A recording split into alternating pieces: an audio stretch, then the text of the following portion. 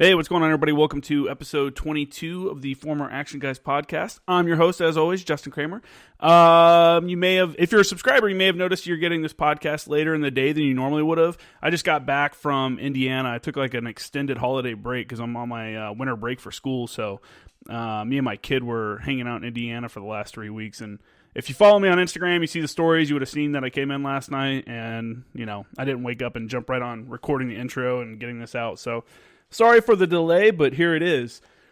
So what I'm going to do this week is go ahead and start off with reading off some of the, I've been getting behind on reading the reviews and stuff like that. So I got a new one on Apple Podcast from Red Hood 1. It says, I really enjoy listening to the podcast and I'm glad there's a good amount of episodes. Sometimes it's playing in the background as I go about my day. It's a great reminder of why I love the military so much. Thank you for the great work you do and all the great stories your guests have shared. Lots of knowledge on how to be a good man and succeed in the military and your personal life. Well, possibly. I don't know. Hopefully we're passing some good knowledge. I just think, I just happen to know a bunch of interesting people. So that's why I do it. And I hope it's a positive influence for everyone that listens to it and stuff like that. So I appreciate the review from Red Hood 1. He did that on Apple Podcast, which, again, if you've listened to me before, I've said I think Apple's the only one that allows you to give written reviews. So thanks for that. Please keep writing those written reviews in and shares and stuff like that. I also got a few messages on my Instagram page. So let me pull that up real quick.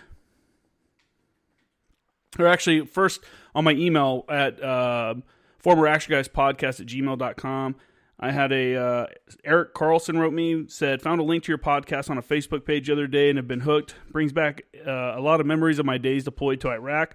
Also cool hearing about what you JTAC guys, and also cool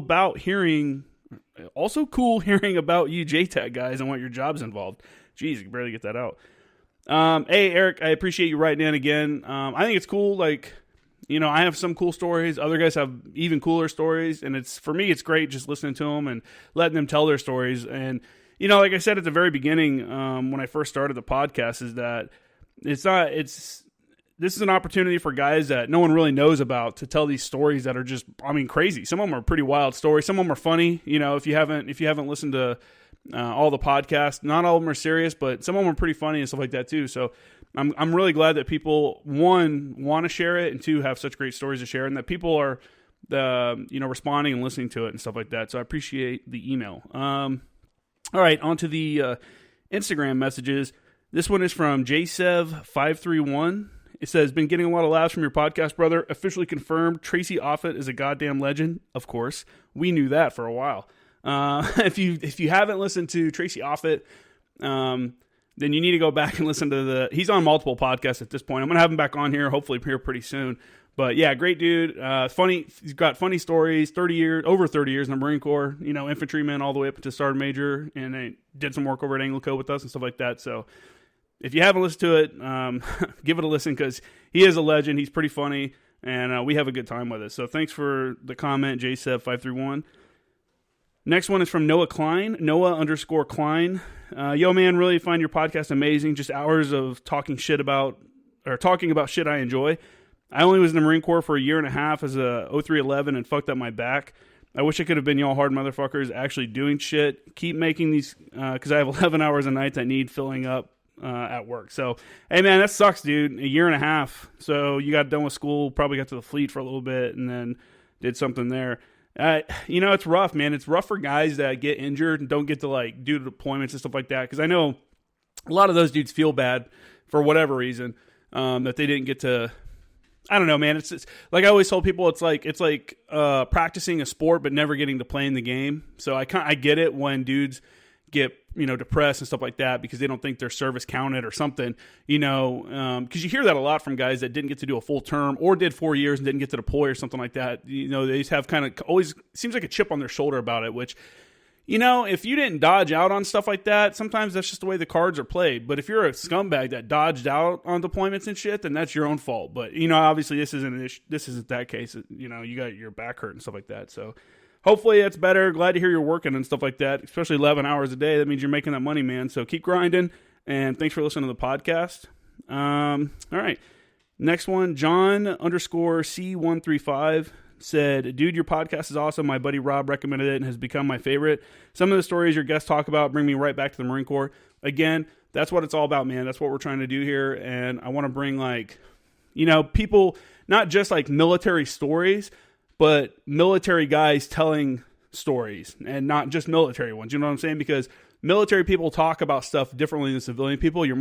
Dudes are more graphic with how they describe stuff, and they're more direct about it. So I think it's funny, not only hearing just, the stuff overseas or training or whatever, but just day-to-day life stuff too is pretty humorous too, because, we're all a little messed up in the head, so we look at stuff differently. But anyway, all right, this week's podcast is with my buddy Chris Limberg. He was back. He was on episode 3. If you haven't listened to episode 3 with him, I recommend you go back and listen to it a little bit. Because we talk about some of the stuff that he talked about in his first one. He was a JTAC with me over at 10th Marines. He was, the big thing with his first podcast that he was involved with a fratricide incident, or not fratricide, excuse me, collateral damage incident in Afghanistan. So we kind of talk about that and a lot of stuff. So if you haven't listened to that, you won't understand you'll kind of not get the references at the beginning if you haven't listened to episode 3 first. So I recommend you do that, and then whatever. But before we get to the podcast, though, it's just I do want to mention these podcasts were recorded before December, so some of the stuff I'm talking about Iran and stuff like that. I believe we're talking about a couple different things. It's obviously come to fruition, so hopefully everybody's paying attention to the news and stuff like that. It seems like Iran today, it just released that the Prime Minister Trudeau from Canada said that it looks like Iran accidentally shot down the airliner. And it had, I think, over 60 Canadians on it and a bunch of other. It wasn't just, there were some Iranians, there were some Ukrainians and Canadians. I think it was like 170 people that were killed. And, it seems like Iran really just kind of fucked up their whole, so-called response to us taking out their one of their top generals. So it seems like a pretty weak response, and it was more to save face with their people without actually trying to get an engagement with American troops. The Pentagon is coming out today and said that that their intel says that Iran didn't purposely miss where the soldiers were, or the Marines, or whoever it was that they were who was on the airbase that was being targeted. So I don't know, man. Hopefully the rhetoric kind of calms down with them, because they know we're going to fuck them up. I mean, I think I put a picture on my Facebook page today that showed in one base, on one squadron or whatever it was, on one base, 55 F-35s, cruising down the runway. And there's just nothing, there's no military in the country or in the world that can match that, that kind of air power and stuff like that. So, and that's not our only asset is air power. We have, pretty good military all around, and we also have people with a ton of war experience. And obviously that doesn't necessarily translate. And, it's every battle is different. Every engagement's different. But at least how people are going to react under fire and stuff for someone. And this isn't me saying that I want us to go to war with Iran, because that's not something that I think would be a good thing. Hopefully it all gets calmed down, but I am happy to see that we're responding to the attack on the embassy and some of the other stuff that they've been doing. So this is kind of a pushback on everything. So anyway, hey, make sure to check out my website, jkramergraphics.com. Hit me up on jkramergraphics on Instagram. That's JCRAMER graphics.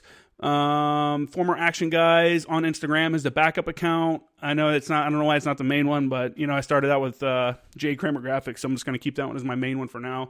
And you can message me on there, or you can hit me up at formeractionguyspodcast@gmail.com. Please, please, please subscribe. Make sure to share it with everybody and keep getting the word out. I have over, I was looking at the stats earlier, and it was saying that the podcast is being streamed in over 10 countries now, which is cool. And hey, that's awesome, man. I'm glad people from around the world are listening in. So thank you, the guys, and mostly in Canada and Australia. So appreciate that for you people overseas. So anyway, on to the podcast with Chris Limberg. I hope everyone had a good holidays, and we'll be back again next week. Got to keep it growing, Got to keep the podcasting. There was one guy who did the pissed off face on, I guess I do have it. What, Apple Podcast? For mine. On your thing. And you shared it on Facebook. Oh, really? Yeah. And I was like, who the fuck is this guy with the mean face? Probably because there was collateral damage. Did you, yeah, I mean, Hey, man. Did you go and like follow the comments and like read everyone, once it was posted on like Facebook you don't have Instagram. So on Facebook, did you go through and like, oh, do you? Yeah. Okay. I didn't know. Are we friends on Instagram? Yeah. Oh. Pretty sure. I don't know. So did you go through and read all the comments and stuff? Did you get very like, No, I have some good ones on there. No, I'm just wondering if you became very self-aware or whatever, like reading comments. Because a lot of people that'll tell you that put stuff out in the public sphere is they don't read the comments because they're just like, you can't. This one, my show is obviously not that big. It's not Joe Rogan with, millions of subscribers or whatever, millions of listeners. Oop. That's it. That's the newest one. Yeah, my show is not like Joe Rogan or anything like that. So there's not as many comments. There are still comments on some of them. The most comments I had was on that write-up I did for that artillery piece that blew up at Fort Bragg. And there were some people that weren't very happy about that. Really? Most of the people were like, oh, crap, what happened? And then you had a lot of assumptions. Like, people were like, oh, fucking crew double-loaded around, or this happened, or they thought it was a different incident. In the group? I saw the comments. And I tried to go through, because the story itself was set up the way it was. And people were like, you should have finished the whole story. And I'm like, dude, the whole story is a lot. Like, that's the whole point is I want you to read the story and then come to the podcast and hear us actually talk about it. Yep. And there were some people like, that's fucked up, you're exploiting it. And I'm like, I'm not exploiting it because the people that were there, those weren't my photos. I wasn't in the position. I was on the OP. And the people that gave me the photos were on the position. Nobody died, right? No, nobody died. And if people had died, there's no way I would have shown there, because there was one photo that shows a little bit of blood on the ground. Mm-hmm. And there's no way I would have. Well, I won't say there's no way because I think it's still something that should be known. But I would have thought differently about it. I probably would have. I don't know. That's a tough call if you post something like that because of someone dying. However, no one died, I knew no one died because obviously I was there and I was listening. I was following the medevacs and stuff like that on the radios and everything. But I don't know, man. And there was only a few people like that were like, you're exploiting this situation. Most of the people were like, what happened? Or I remember when this happened. And then they'd start tagging people. And you'd see people that hadn't talked to each other in forever be like, hey, what's up, man? Like, hey, glad, I saw it. I remember being there. It was a crazy day, or whatever. And, yeah. So how do I, sorry. Everyone, he's learning how to use a phone. Are we recording right now? Oh, yeah. Oh, Jesus. So how do I, for the podcast? Yeah, how do I subscribe to this thing? There's probably a bell or, like I said, I use Google Play. Most people use. No shit. It's right there in front of me. Subscribe? No, the app. Oh, I thought you already had it. I do. Yeah, okay. Apparently. Apple Podcast? So, hang on a second. I'm trying to figure this shit out. I feel like I'm 67 years old right now. Got to keep up with technology, man. Technology is going to happen. Technology is going to happen. Technology is always happening. Like new developments in technology are going to happen, and it's going to leave people behind. You look at old people that never really kind of got the internet, that never kind of adopted it, and you see how they struggle, like, even trying to Google something, like finding something online. And it's like, I look at that and I'm like, fuck, I don't want to be 70 and be lost. So I'm like downloading shit constantly. I'm reading stuff constantly. That's me at 35, man. I'm so fucking lost. Sitting in the corner doing crossword puzzles on a newspaper with your pen. God damn it. Goddamn kids these days. Slow down. Well, I'm subscribed. I don't know how to download all of them individually. So well, you don't need to do all that. I tell you what, man, being in the military, I think, does help you kind of keep up with technology for two reasons. One, because the military gets a lot of like new technologies because they're always figuring out new ways to do stuff, like especially communication and stuff like that. But two, you're constantly being exposed to a young group of people. Like if you stay in, like we did, like how long were you in? 12 years, right? Nope, 8 years, 4 months. 8 years, 4 months. So even in that 8 years, 4 months, did you come? What year? How old were you when you came in? 22. So you were 22, so you got out when you were 30. At 30, daily, you were still interacting with 18 to 22-year-olds.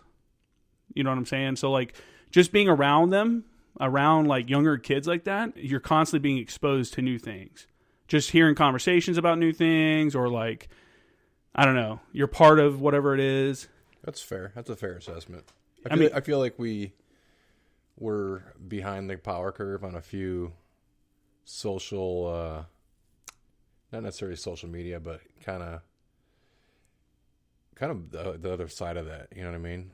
Like everything is so fast paced and everything feels like it's so slow when you're in.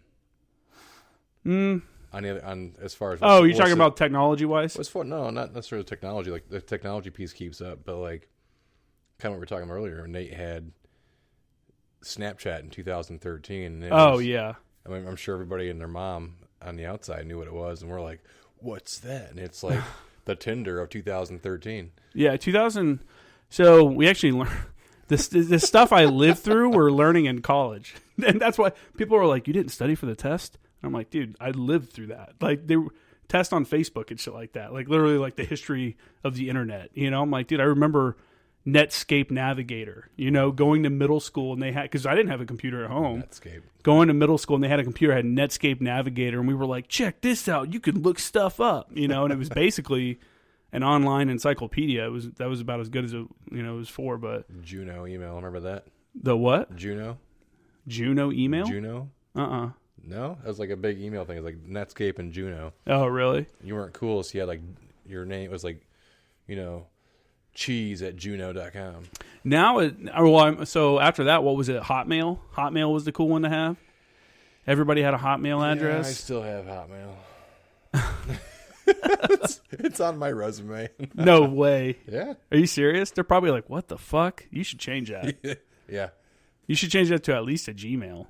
Or an Outlook. I mean, it's the same damn thing. Yeah. I don't know, man. Technology, you got to keep up with it. It's one of those things, and you can be easily left behind. And I don't mean by, like, learning to code or anything like that, but at least be aware of, like, I don't know, the growths in technology and the different, like, way it's being utilized and stuff, you know? Technology, like social media, really, right. Social media is going to be even bigger now because of the presidential elections coming up and stuff like that. And then during Obama's first election, that's when people really started to realize social media, the power of social media, because his team implemented a social media strategy that no one had ever seen before because no one had ever really had the opportunity to use these tools. It was like all of it was new. And he had a guy on his team. So, okay, this is another thing we just learned. You remember that dude that was running for president back in the day, and he's like, woo!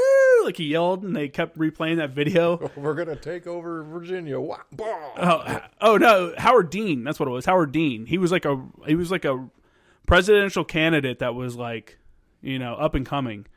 And he was the first one. He's like credited to be like the first one to use social media to have like a grassroots following and like build himself up, because he was like a nobody. So him coming up as big as he got was all because of social media.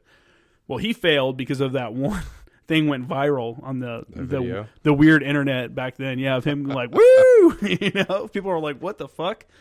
They weren't ready for it. Well, his social media manager, or the guy on his team that was like behind that, moved over and was then on Obama's team for his 2008 election. And that's why they just had all the people. They had all the technology people, on their team, which is why he did so well with younger crowds, and like because he could reach out, because they're early adopters for technology, for a lot of technology, stuff like that. So, but yeah, social media is going to be a big deal for the election. It's definitely been exploited for the last few elections, that's for sure. Yeah, I mean, but everything gets exploited for the election, right? Oh yeah. I mean, like, use it to your advantage. Even in or are you talking about being exploited by like the Russians? Is that what you're talking about? No. Or are you talking about by the candidates? I'm just saying in general, like social media is used for, we talk about it all the time in school, but it's just, that's the way to connect with people now. Like the old school, not the old school, because they still do it. Like all the campaigns and shit, but it's just it's a faster, quicker way to. The news cycle has shortened. You know, it used to be like what's happened today, what's new today, but now you could have 3 like major headlines in one day, and they'll all be known because they'll get thrown through social media. You know, people are on Twitter, like shit feeds from Twitter onto other platforms. Oh yeah. Yeah, like memes and like all the journalists and everything are on Twitter. So all your breaking news and all your breaking information comes on Twitter, and then it filters down to the other ones. Almost all. I won't say all of it, but a lot of it, because that's where all the journalists are at. And as soon as something happens, they're posting it. And they're tagging, you know, whatever news agencies they work for, or if they're freelance or trying to sell the story. So they're like tagging people and stuff like that. So Twitter and Reddit. Reddit's a huge one for the meme game. Reddit is awesome. There are some gems. Dude, everything's on Reddit. Yeah. Everything's on Reddit. I sold a CNC machine to a guy, a wood engraver. Like when I was getting out of the Marines, I was like, well, I'm going to get out and go to school or get a job, or I don't know what I'm going to do yet, but I'll make some side income making plaques. You know, I'll get one of those. The one I had was the Shape Oko XXL, which is like a 1 meter by 1 meter cutting surface. So that's pretty large. You can make some pretty large stuff with it. I bought that, and then I bought it right before I moved out into town. And when I moved off base, the apartment I moved into had a garage, but they didn't tell me it didn't have electricity. So when I moved into it, I had this fucking expensive ass like router machine, you know, that I couldn't even use. So I got into everything else. Well, it's all right because I got into this. I got into podcasting. I got back into more into the website and stuff like that. This is before you started doing the design thing. You're just doing it with, you know, the t-shirts and the flags and the cups and the stickers and all that. Same kind of concept, isn't it? Yeah, I've honestly lately I've actually put very few original designs up. Of most of them are customers either already have their design, or there's a few. I've done a few custom designs that people have paid me to do, but I've been so busy with school and stuff and the podcast, I haven't even done a lot of designs. But what people do is they send me designs they already have, and they're just like, we just need someone to make the t-shirts. So that's something that I do. A lot of unit t-shirts, or is this like civilian stuff? Almost all military units. I had guys in Afghanistan I'm sending stuff to now. I've had a few civilian, I guess. I don't know if I had New Jersey State Police had me do something. Me make some stuff up. Not like a huge mass order or anything like that for them, but somebody recommended it then. Yeah. The word's gotten out a little bit that. So yeah. The word has gotten out that you can come to me. laser etched fucking mugs, people like those and stuff. But yeah. Anyway, so you're back on the show. Welcome back, Chris. How are you? I'm good. I didn't know we were recording, so that's great.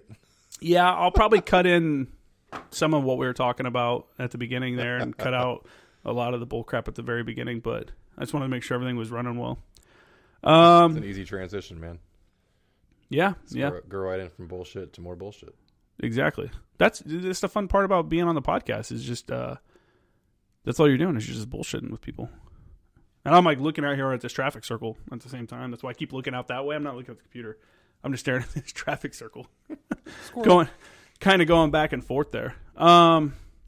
So did you have anything that you wanted to talk about that maybe you didn't get to talk about on the last podcast? I don't know if maybe you thought of anything after you left or after I left, I guess. Actually, we were at your house. I don't know, man. That was a lot that was on my shoulders for a long time, and I had actually just finished up supposed to be probably a 13-week program with my psychologist at the VA. Oh, really? Kind of working through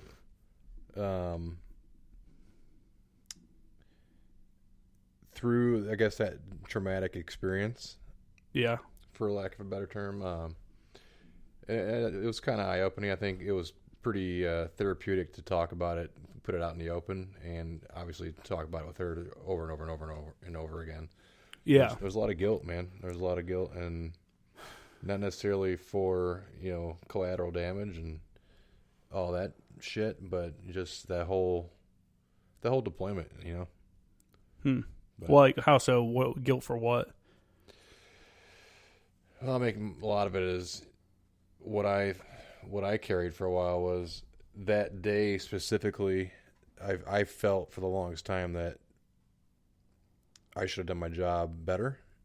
I kind of second guessed my ability to do my job, and I didn't really take into account all the other contributing factors in place that were out of my control. Yeah. And then with that, just there's, it's not black and white. I think a lot of people get that. There's like, they think some situations are black and white. It's easy to be like, well, that was, we took this guy out because of this, and it was easy, and it was pretty straightforward, and it's over with. But sometimes there's a lot of gray area, Yeah, I think we lose sight of that especially as Marines. It's pounding in your head that it is black and white. This is what you're going to do, and you're going to do this, and then you're not trained to think, right? You're just trained to react, or. I think initially you're like that, but I think the people that have the worst time are the people that never break that habit. I think the people that are least capable leaders are the people that made it to like corporal and sergeant and didn't start shedding that skin of like, I just do what I'm told. And then, because by the time you're a staff sergeant, for sure, you should 100% be able to question, not be a dick and question an order, but you should at least be able to think like, hey, this is a better idea. Let's try this. No, I mean, it's just strategically, absolutely. I just think as far as the emotion piece and handling your emotions, I think it's a little different. The leadership piece, that's leadership and strategy and tactics. I think I absolutely agree. There's obviously gray in that where you use your experience and you're able to adapt and become a good leader and successful with your Marines. But the other side of that, as a human being, I don't know how it is for you, but for me, it's hard to take that. It was hard to, not so much anymore, hence the whole last year. Mm-hmm. But to take that step back and really acknowledge things that happen and address those emotions, and then handle those emotions in a less black and white outlook. You know what I mean? Yeah, it's tough because dealing with dealing with anything really, everybody's different.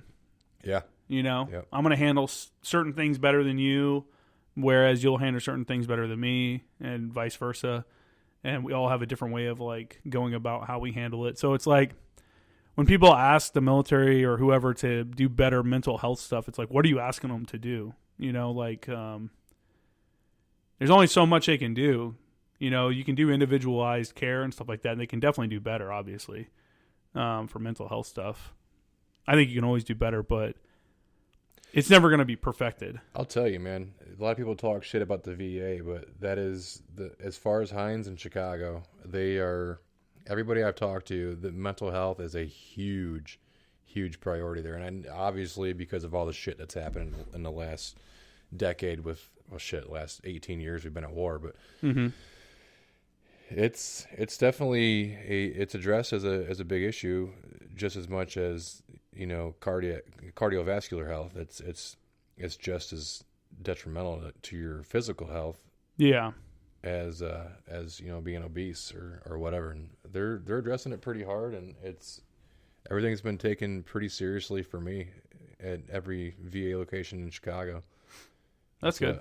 I've had a good experience. They're quick to try and diagnose you with shit, and give you certain things, but they're trying. I'll give them that. Yeah. Yeah. Medication is the way to go for a lot of people, or, that's what they think at least. That's the odd. I don't want to say I said that. I worded that wrong. It's not the way to go. It's the way they go with a lot of people. Yeah. Like, it's what they are automatic. Like, oh, well, he's got this, so we have to give him this. He's thinking bad thoughts or whatever. So this is the prescription that we give him.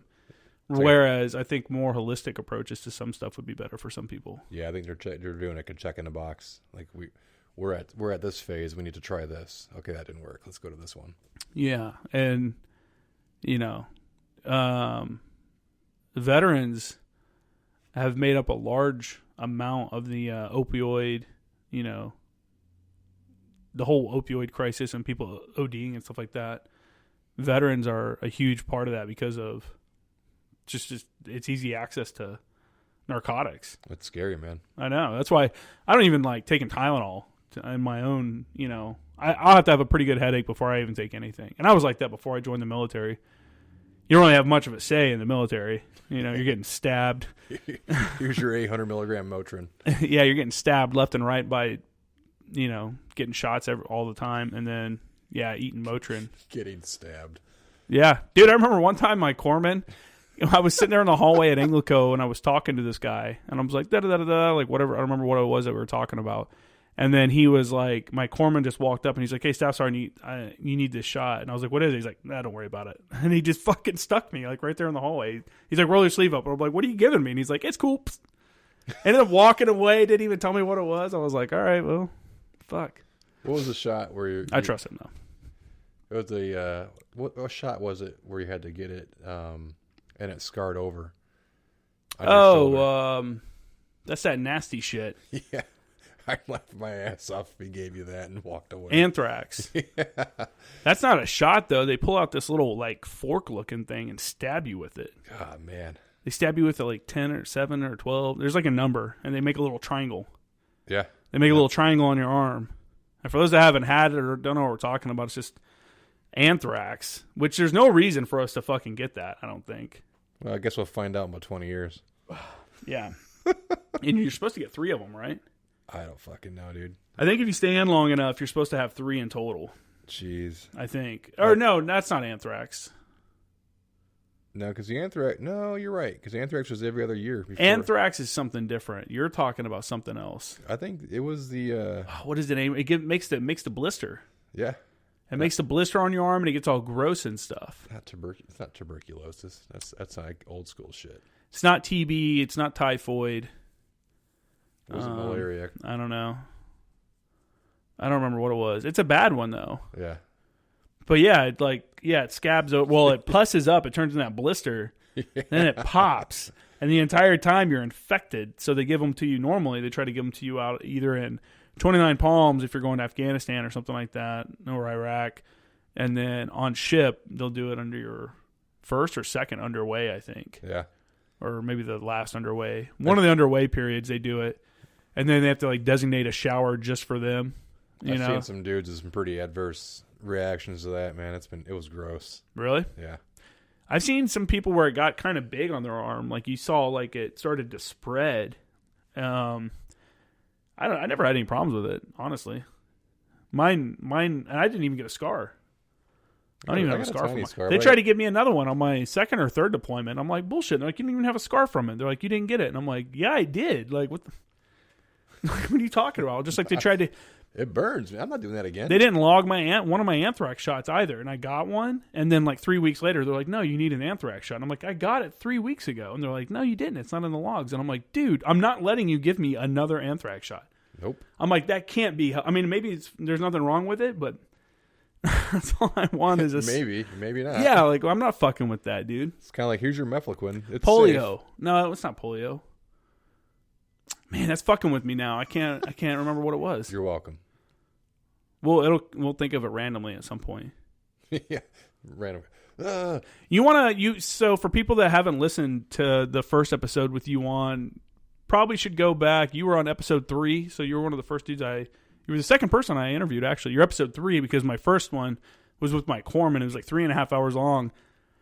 I should have just let it play as one episode, but I wanted to break it up into 2 because I thought it was too long. And then I got to a point where I was like, you know what? I'm just going to do the full episode as a single episode until this last one I did.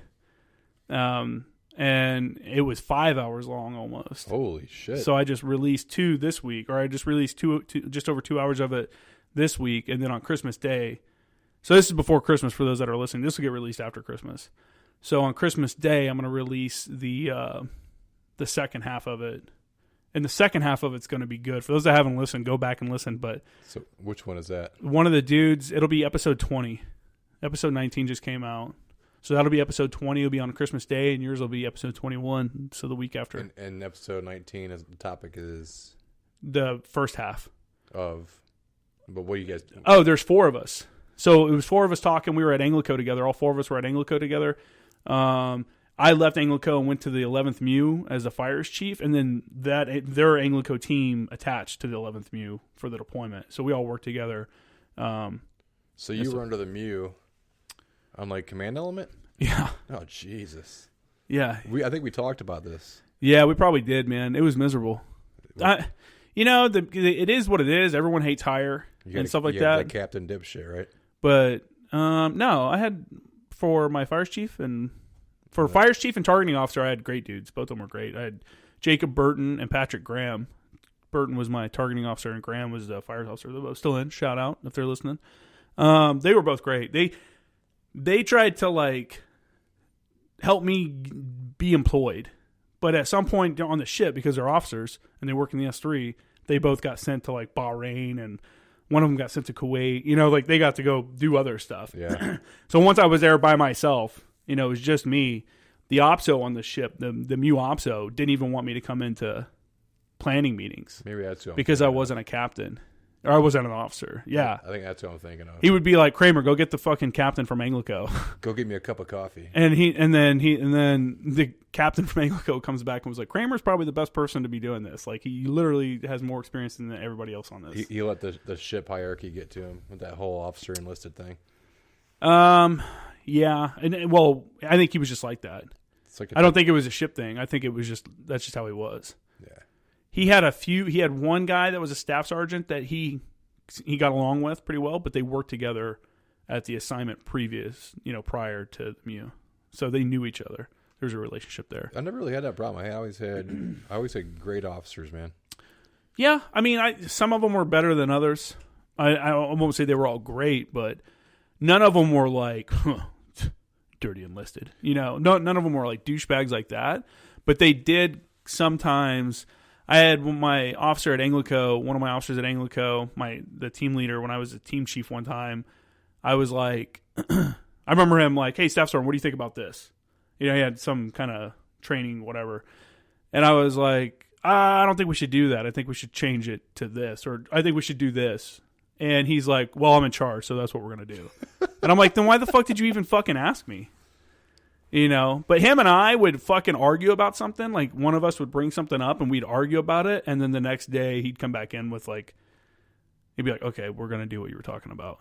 Not every time, obviously, but sometimes he'd come back and be like, all right, I thought about it. Like, so although we argued, I'll give him credit that sometimes he walked away and realized, okay, that was a good idea, and came back and was like, okay, let's do it that way. So, dudes have their ups and downs, just like I have positives and negatives about me. I'm sure guys that worked under me, some of them were probably like, hey, Kramer's cool as fuck, and some of them were probably like, fuck that dude, but yeah. It just depends on, I'm a pretty, passive person, I like to think. And I get along with people. I'm easy to make conversation, which helps in doing something like making a podcast. So I can sit down and talk with people and like, I can get along with almost anybody. It's just for me, if you're incompetent and you continually show that you're incompetent, yep, then I'm going to fucking say something about it. And I'm going to be like, that's stupid. Because especially if it starts to affect other people. Like, if you want to be incompetent and fuck yourself, where you're, whatever you're doing is taking forever because you don't know what you're doing, you don't want to listen to anybody, well, good on you, man. Suffer the pain because you're a fucking idiot and you don't want to learn anything. But if you're affecting like the junior Marines and shit, then that's when I would like, hey. Well, that's your role as a staff NCO too. You got to keep them in check. I had a few young officers that wouldn't listen. You got to let them fall on their face, and then you help them up, and that's when they turn and look for that advice. And the incompetent side, we had a problem like that too. And you can do what you can do, and if they don't listen at all, then you got to go another route. And yeah, that's never a easy route to take. it's a fine line. You have to be, I don't know, you have to be able to correct an officer without being a douchebag about it. You know what I'm saying? Like if someone's incompetent, not incompetent, if someone does something wrong, let's say even if it's like a cool captain that I like, you know, and we're friends and he does something dumb, I'm not going to be like, you fucking idiot.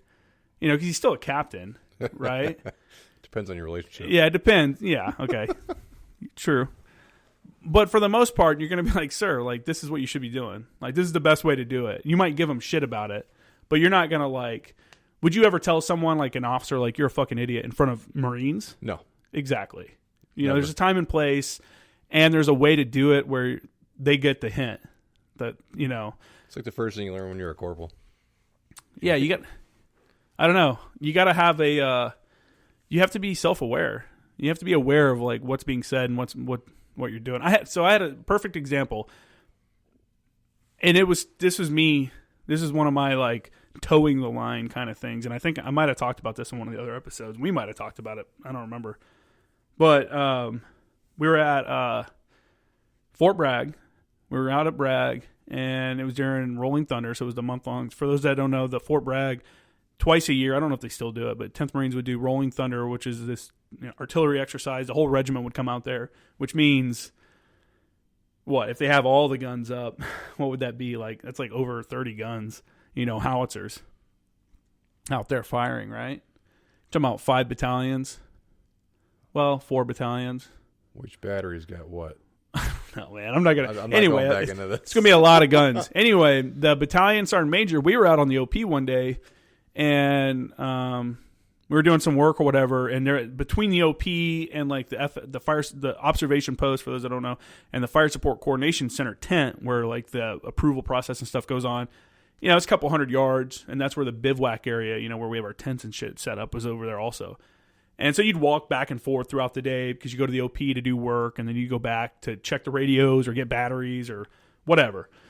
And stuff your face with MRE. Get an MRE, you know. And then you'd be walking back, or I remember walking back, and one of those Sidewinder flashlights was out there. And this is when they had first come out, too.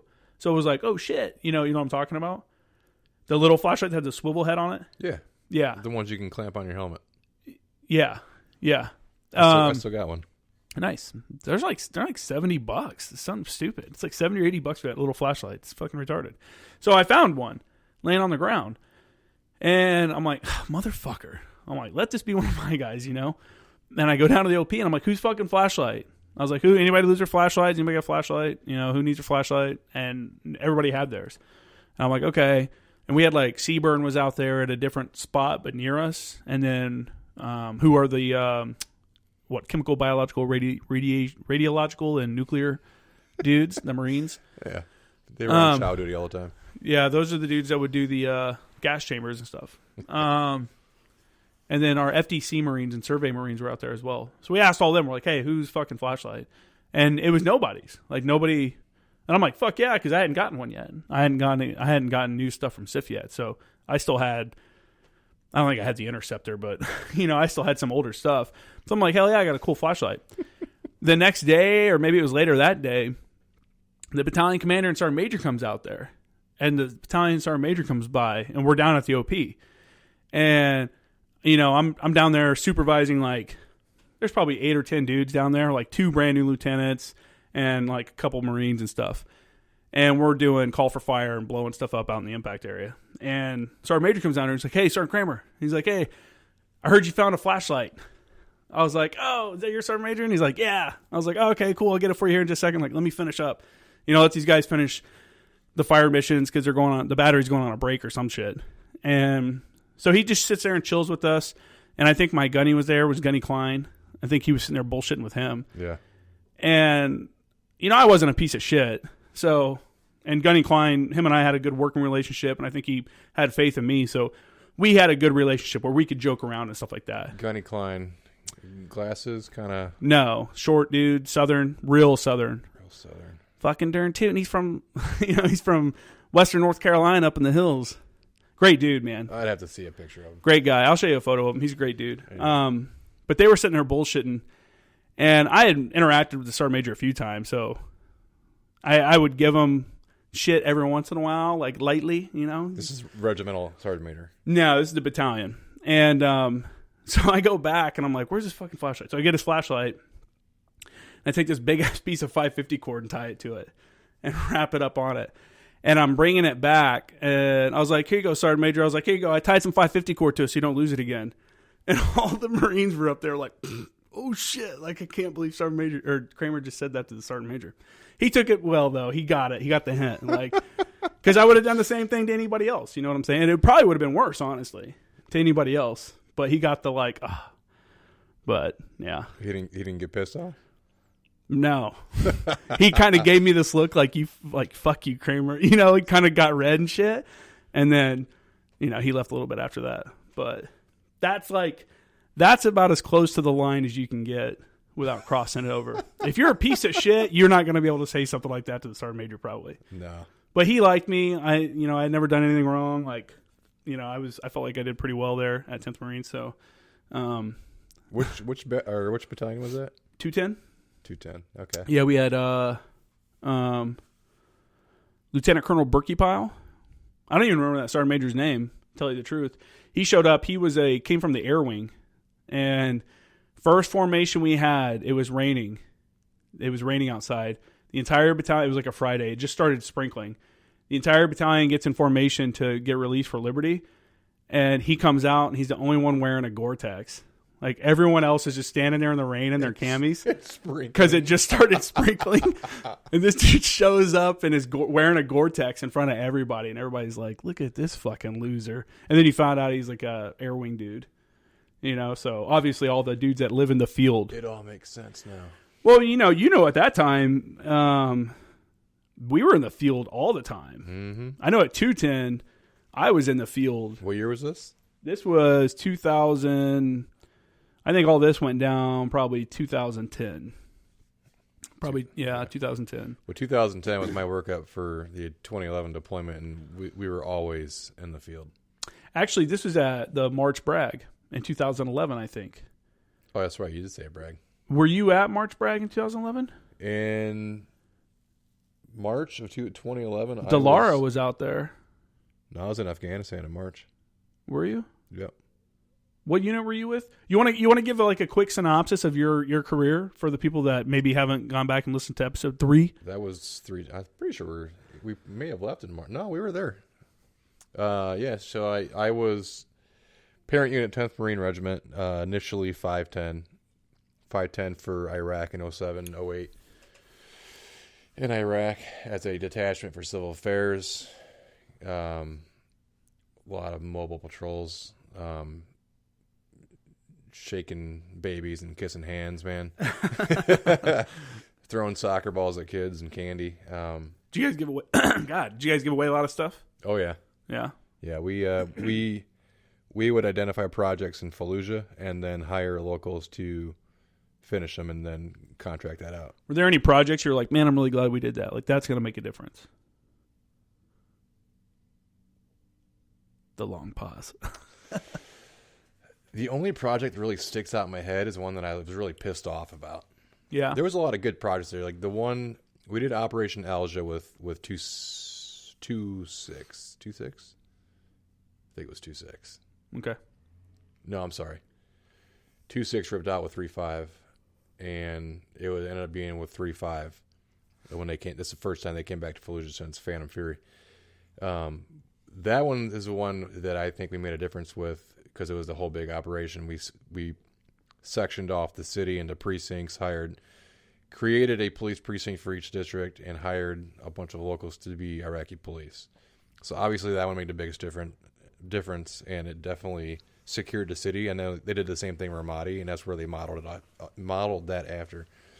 But the one project that I was just super pissed off about to this day, because I remember having to fill out the Excel sheet for the payout to send it to dispersing, or send it to the colonel, to get approved, and then go to dispersing where we have to get the cash and go meet up with the locals, and we do the handoff and sign contracts and shit and give them their first payment. And was this guy we hired to do the road on the south side of Fallujah.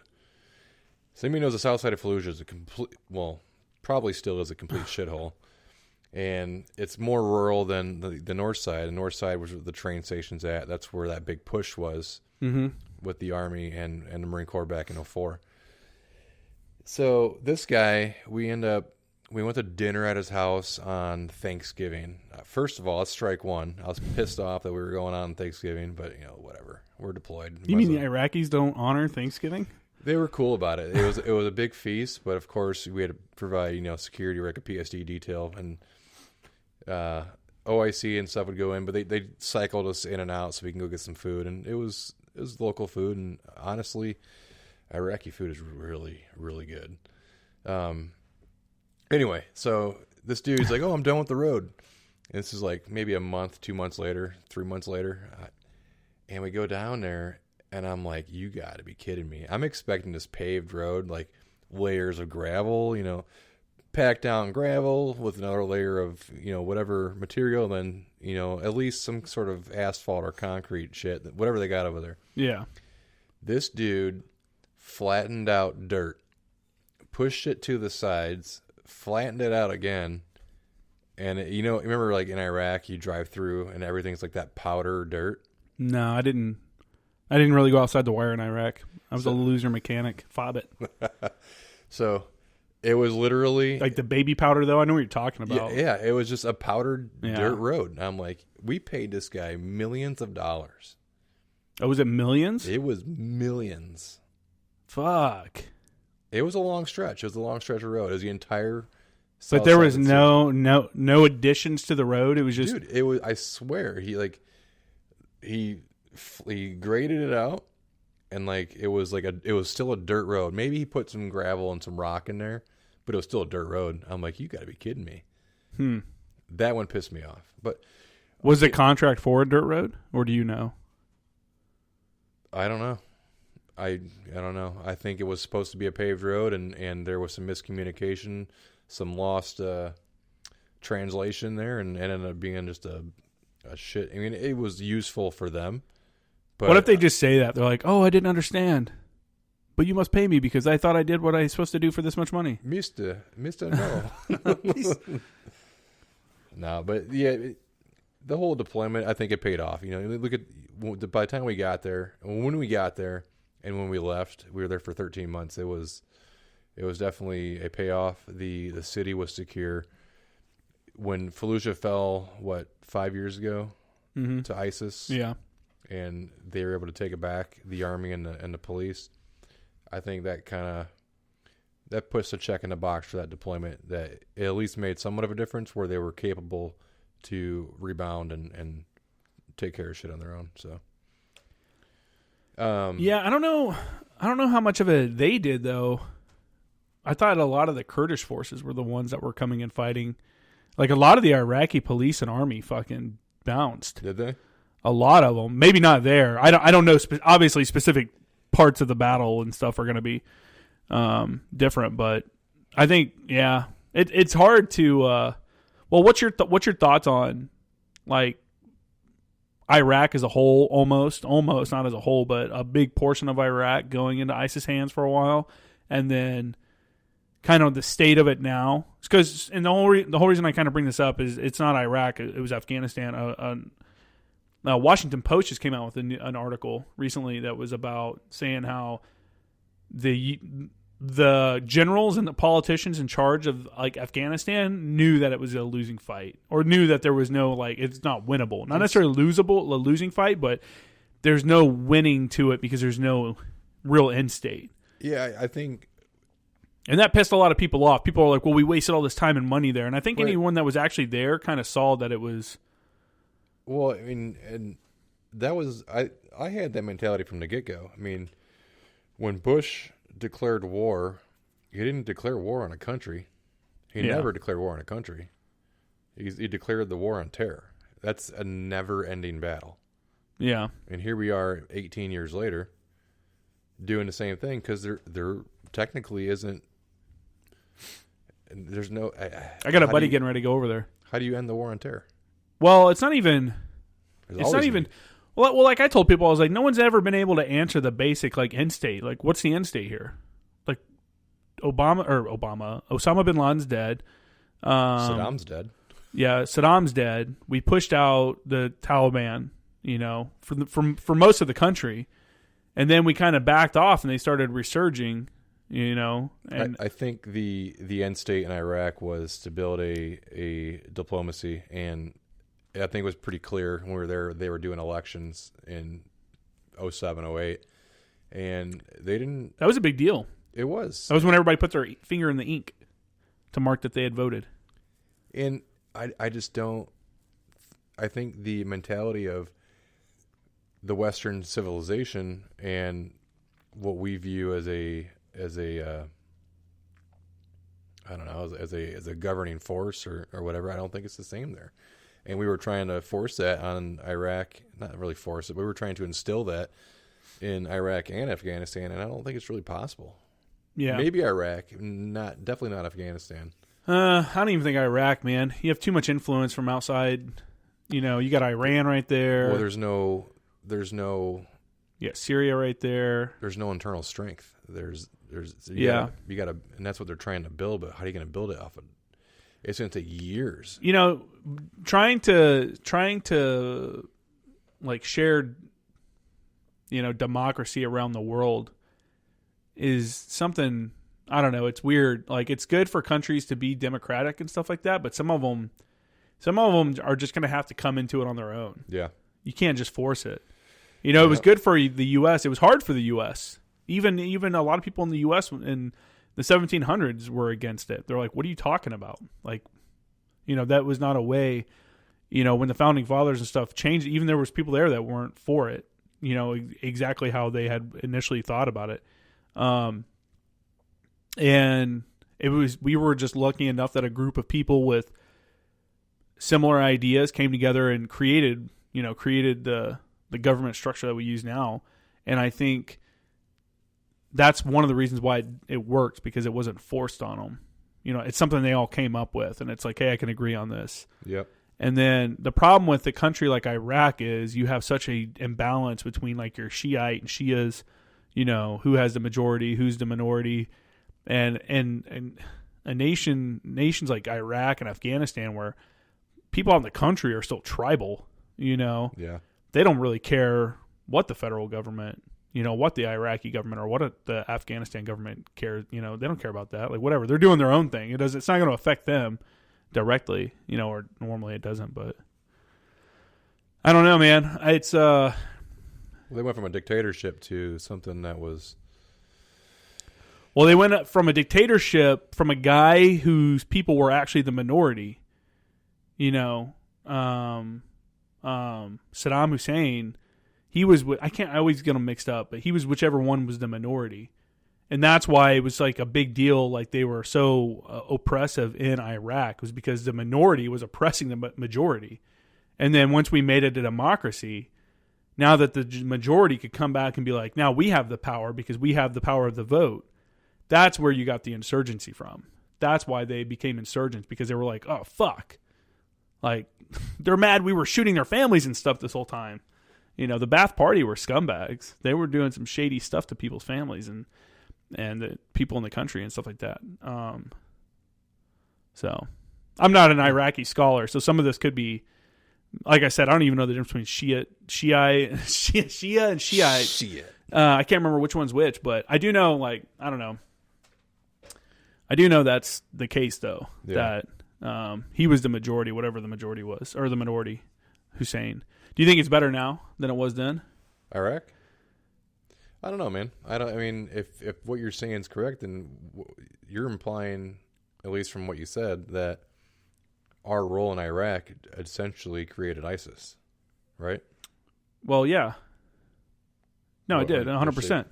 Because ISIS started out from the majority that was oppressed. Is that what you're saying? The leadership, yeah, the people that were in power were the actual minority in the country. I don't delve into news at all. I quit watching the news. Well, ISIS started out as Zawqari, Abu Zawqari or whatever his fucking name was, the number 3 guy or whatever in Iraq. They killed him a couple weeks ago. No, Zarqawi. Zarqawi was killed in 2006. I remember it happening while I was at boot who's camp. the guy that was a couple weeks ago? That was al-Baghdadi. That was the ISIS leader. See, I don't the news. God, man, get with it. Catch highlights on the radio. Yeah, I'm a journalism major in college, so it's kind of. I'm the complete opposite. I read that. So I was one of the few people in boot camp because they came in and told us in boot camp, they put us all in line at attention, and our senior drill instructor came in and was like, "Hey, he announced it like, hey, al-Zarqawi's dead," and then he left, and people were like, "Who the fuck is al-Zarqawi?" Because it's a bunch of 18 and 19-year-olds. Yeah. I was 22 when I joined, and I knew the war was happening. I was a senior in high school when September 11th happened. Yep. And I was like, I was on it. I was watching, and then the bombings. Do you remember when they started bombing Baghdad? Yep. I watched everything in 03, man. I was in my mom's basement up in Wisconsin, and I remember watching them pull the statue down of Saddam and then ride the head. You remember that? Yeah. I don't remember them riding the head. I remember them pulling it down. I think it was the locals were riding the head, but they had pulled the head off the statue. I remember them. Then they all started smacking it with their sandals and stuff, because it's like a symbolic thing, Yeah, I guess so. Like when they threw the shoe at Trump, or Trump at Bush. Yeah. It's like a symbolic thing, like the whole "you can't see the bottom of my feet" kind of deal. I don't know. It's they got their own things. Yeah. Yeah, I remember watching the bombing. I was at a college apartment party. I wasn't in college. I lived right here. So we're recording right now in West Lafayette, Indiana. Chris drove out to see me. We're right next to Purdue University. So I lived here. I lived in Lafayette right there. Yep. And I would come over to West Lafayette and party. It's all the same to me, man. Yeah. And I remember being at an apartment party right up the road, and like someone said over the news or something happened, and somebody said like, "Oh, they're bombing fucking Baghdad." And I went to a back room and just turned the TV on. There's like 3 or 4 of us sitting back there just watching, the NVG colored explosions happening in Baghdad and shit. Oh yeah. It's fucking crazy, man. Yeah, it's weird when like we're so used to it now, people don't even talk about it on TV anymore. But like the war, shit's getting blown up every day. There was the attack. Did you see the attack on Bagram the other day? No, I didn't. There was a major attack on Bagram the other day. Car bomb detonated. There was like 60 people. Yeah, I did see that. I think over 60 people injured. And they were doing cast strikes on base. I think on the edge of the camp. It's kind of like Bastion when Bastion got hit back in 2013 when I was there. There's Oh, were you there for that? Yeah. One of the pilots, one of the Harrier pilots, that his Harrier got blown up by an RPG. He told me he's gonna come on the podcast. He was my. Is that in Bastion? Yeah. After he left there, he went back, and then he ended up becoming an air officer over at Anglico. Nice. Yeah, so I met him there. So he would have been your air officer. So after Iraq, I went on a MEU with. I got detached from. I was still 10th Marines. I went 510 close. I went to regiment. Got detached to 3-2 for a MEU. It was a med float. Yeah. Boost cruise. Came back from that, Haiti with 3-2. Came back, went to school for JFO, JTAC, all that stuff. Went back to 3-2 for Afghanistan and came back, and then I got attached to 2nd MEF. So that last deployment was 2nd MEF. We were sitting there transiting through Leatherneck. We were stuck there for like a week and a half, 2 weeks. And I was like, whatever. And Leatherneck's like the major base in Afghanistan. Yeah, for the it's Marines. a logistical hub. It's huge. It was attached to a airstrip, and then the Brits had Camp Bastion, which is essentially the same base. There's a small. There's like a fence in between. There's a fence. There's no. I don't know why they made it into 2. Like why people be like, no, it's Bastion. Because we have Marines on both sides. Yeah. Well, Bastion was mostly foreigners, but the air wing side was over there as well. It was full of contractors, and that's where like the medical stuff was. Like the surgery center was over on Bastion, but we were stuck there for 2 weeks or a week and a half, 2 weeks or whatever. So they put us in. You came out of where? We were transiting into. Oh, you were coming into. Okay. So we were slated to go to Delaram. Gotcha. After Delaram was demilled, so we were on an advisor team, but they put us in these. I called them like apartments because if you ever saw them, they look like apartment buildings. Where they're stacked up. There's like 2 or 3 floors, right? Yeah, they're like Connex boxes. They turn, or not Connex. Yeah, we call them cans. They turn into little hotel rooms. Yeah, we call them cans. Everybody else calls them shoes. They look. I shit you not. Shoes. There was like, it was like what, 4 bunks, 2 bunks or 4 bunks. Mine in Iraq had 2. It was like 2 bunks. It had an AC, little unit, little desk, and a window with a shade. And they were all stacked up, and there's literally like a courtyard, and it looked like a fucking apartment building. Anyway, so it's we come back from chow. We're chilling out because we're just chilling outside. We're smoking and joking and shit, and all of a sudden you just hear, no, I'm sorry. We were at the supply getting shit, and we had our convoy there because we were outfitting our trucks. And you started hearing, boom, boom, boom, boom, like just explosions. And we're like, what the fuck is that? And you look off in a distance and you can see like flames in the sky. The dark sky is starting to get. Oh, where? You see like the orange flare, right? And I'm like, what the hell is that? Somebody's doing a night shoot. That's cool. So we get back to our cans. The next thing we know, I'm on the phone with Jess. I'm through Skype with the Wi-Fi you can get there. Mm-hmm. And they're talking about going River City because we're under attack or whatever. Then we find out that Bastion is getting hit, or the flight strip's getting hit, and they blew up. They tossed grenades into the turbines of, I think, 6 Harriers or something like that. They damaged like multiple Harriers. They took out some Harriers, and then Prince Harry was there. As he was deployed. Was he there? We used to go to the Bastion Chow Hall just so we could see Prince Harry. Did you see him very often? Oh, yeah.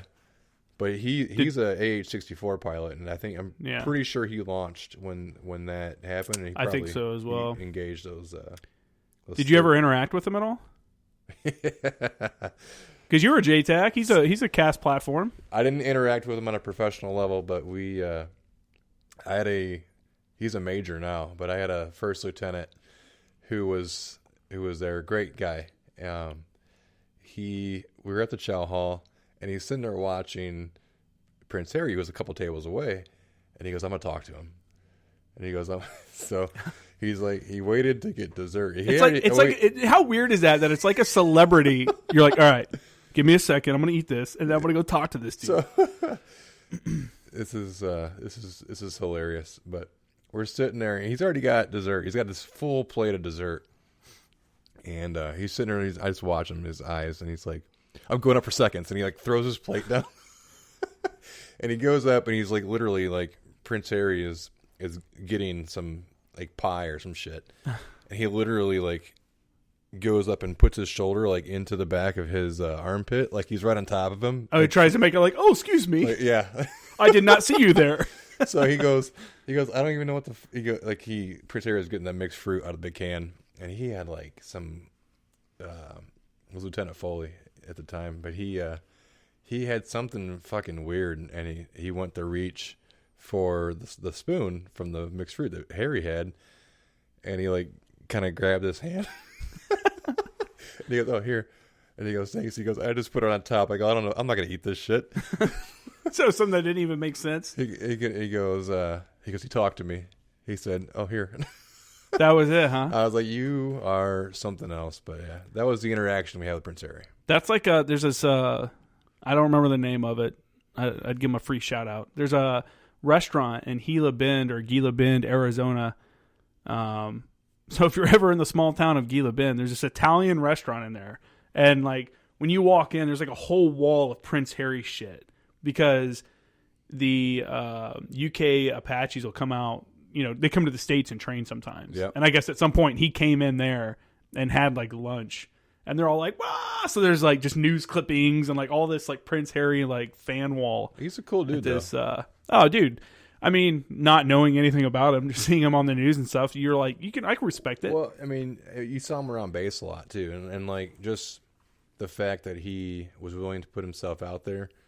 In those situations, and that was a cush life at that point. Like not a cush, but before that, he was a JTAC. Like he came to Afghanistan as a JTAC, yep. And I think he was here for 3 months before someone found out and the press found out, and then they had to pull him out for security reasons. But for a while, he was with I think he was in Marja, like working, doing I'm like. pretty sure, yeah, because. And then he came back as the 64 pilot, the Apache pilot. That's cool. But he was always, he was a soldier, that's for sure. He was single at that point too. Imagine being a prince on Camp Leatherneck. All the chicks there were just if they're going to pick anybody on base to flirt with, who's it going to be? You could be the next fucking, next royal. Fuck that though, man. Yeah. Interesting deployment. That is weird. Huh. I never saw anybody. I mean, we had some people come out for like concerts. Both my Afghan deployments, so I wasn't. One time I was at FOB Marja, and one time I was at Jackson, FOB Jackson, singing in Marja. So there weren't a lot of visitors. No. No, not down there. When we were at FOB Jackson, fuck, dude, we were at the end of the line, man. Like, I remember they'd show up with the PX truck. Wasn't Jackson the one with the co-ed showers? No. That was one of them. I mean, no, there was only like 4 females on Jackson because I think there was a civil affairs team there. But there was like 4 females on this. There was rumors that one of them had some co-ed showers. I was like, I need to get that. No, because it would piss us off because they would shut the showers off. Because the showers aren't always running, and then when they are running, they would shut them off for males for like 2 hours or something like that. So these 4 females had their time. They had a block of time that they could go in there and shower, and it's like, dude. There's like 200 dudes on this base, and like you're setting us a whole shower, shitters, like all that stuff. There's like, I don't know, it's just weird.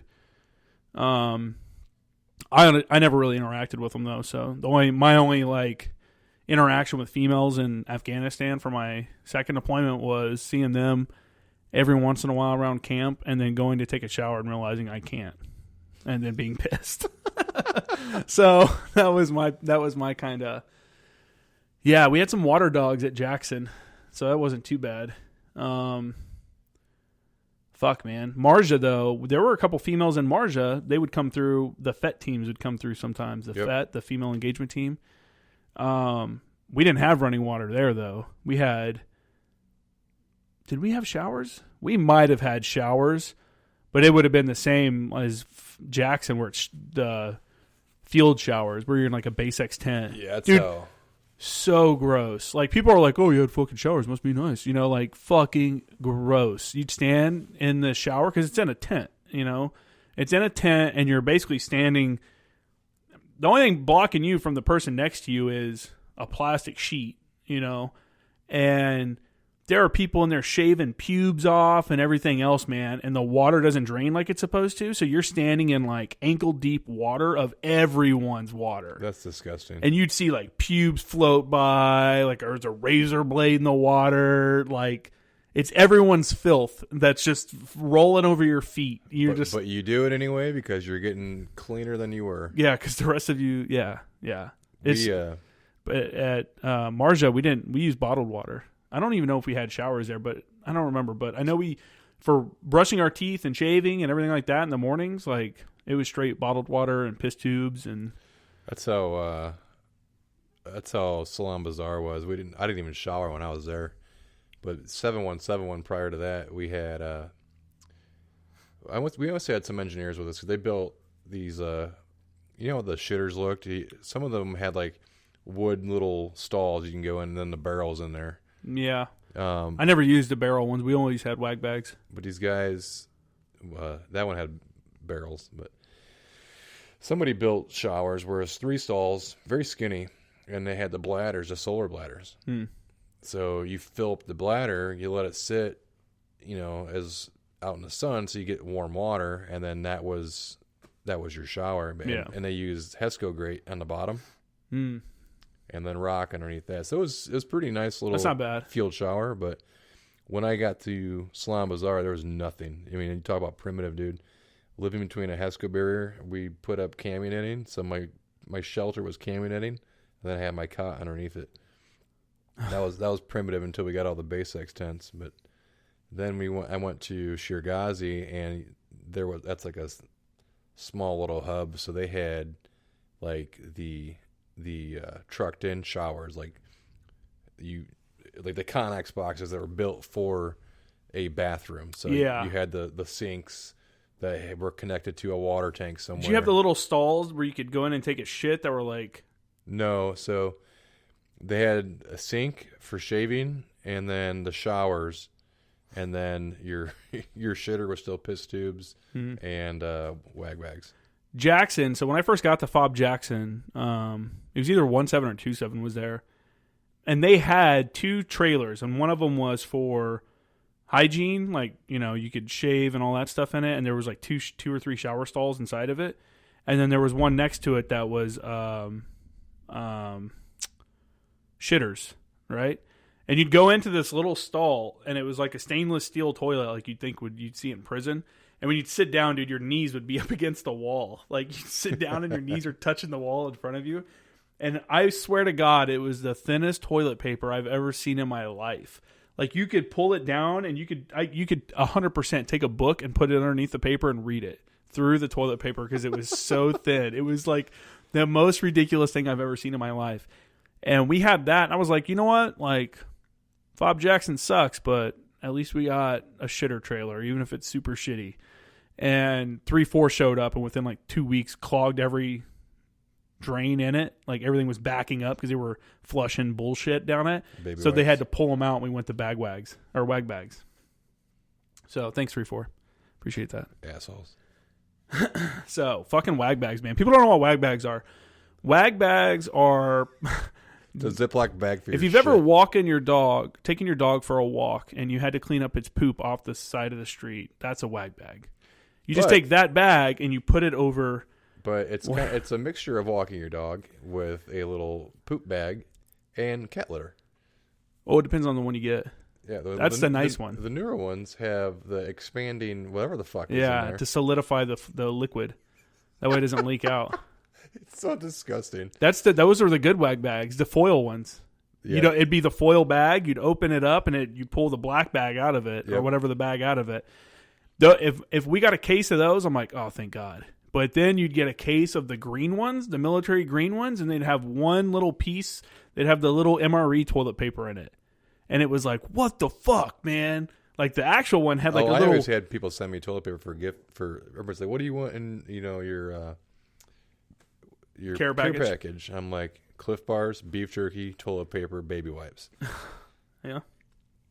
So I always it's a good use mix. That. I'm just saying, if I'm going to choose as a connoisseur of wag bags, if I'm going to choose a wag bag, I'm going with the foil one. I like how this conversation has turned to shit. with the powder in it. Yeah, man, fucking wag bags. Walking your wag bag to the fire pit and seeing how far away from it you could be and still make it into the fire was always a fun game. Everybody does that. You got to do the toss. See how far you're judging other people's wag bags. You're like, it's all weight, man. How much weight did you get in there? Yeah, you're like, look how heavy that is. What have you been eating? Where are you getting all that food at? Chili Mac. Yeah, man. Fucking wag bags. Wag bags and just being disgusting. It's a great time, though. Yep, that's Afghanistan for you. The thing about it is you'd have no external fucking, I won't say none, but you have way less external influences. Like, you're not worried about, all right, today I'm coming home from work and I need to make this and I got to do this and I have to do this, this, and this. Like, you're in Afghanistan. You're like, all right, I'm going to come home from this patrol, shed my shit, do the debrief, eat chow, go to sleep, wake up, go to the gym, eat, and then go on patrol. Yeah. Like, it was pretty straightforward, What downtime you had is really what you had there to entertain yourself. You just become super close, because you don't have a phone to have in your face the entire time. Now, if you're at like fucking Leatherneck, they have Wi-Fi. Yeah, they got like 4 or 5 MWR places, like restaurants. Yeah, well, the Blue Steakhouse was there. Was there? There was a steakhouse on the Bastion side. You're right. There was a steak. And it was called the Blue. There was a Pizza Hut over there. Yeah, it was down the road from that. It's not as bad as Kandahar. I never went to. Well, I flew into Kandahar, but I didn't stay there. So if anybody's listening, which I hope you are, Go to Google, type in the boardwalk at Kandahar. Oh, yeah. And you will see, I shit you not, a wood boardwalk that goes in this huge rectangle, and it's full of these. That's what it's known for. AFES stores. There's a TGI Fridays there. There was something else. And if you look in the middle. AFES is the American Armed Forces Exchange System, I think, or like stores that. or something like that. So it's like a Walmart's, like mini Walmart's. It's a PX. Yeah, which is like a Walmart. So Kandahar, it's a Air Force run base. And in the middle of this boardwalk is a paved hockey rink with a wall. The Canadians had that brought in or made. That makes sense. That makes a lot of sense. But there was like... Or I read that in a book. I don't know if it's true or not. So they had this paved hockey rink, and then around that was like a little track, and it was legit... Yeah, sure. It was legit like this skate-ass place. TGI Fridays. TGI Fridays. But... Yeah, where are we going with that? I don't know. We're just kind of bullshitting. That's right. Yeah, man. Ooh. I never made it to Kandahar. Like, we flew through there. I got a picture of me on the flight line, but we stopped to drop off some Air Force people who were flying in with us, and then we carried on down to Leatherneck.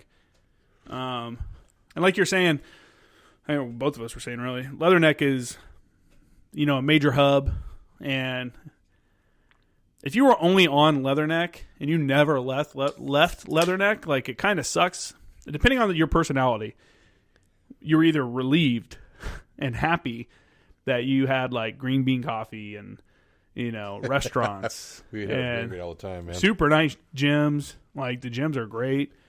Like, the food is awesome. I think the people who were fobbits, they loved being a fobbit, with the exception of a few people who probably enlisted or joined Marine Corps to be a Marine, and they were stuck in an MOS that they hated.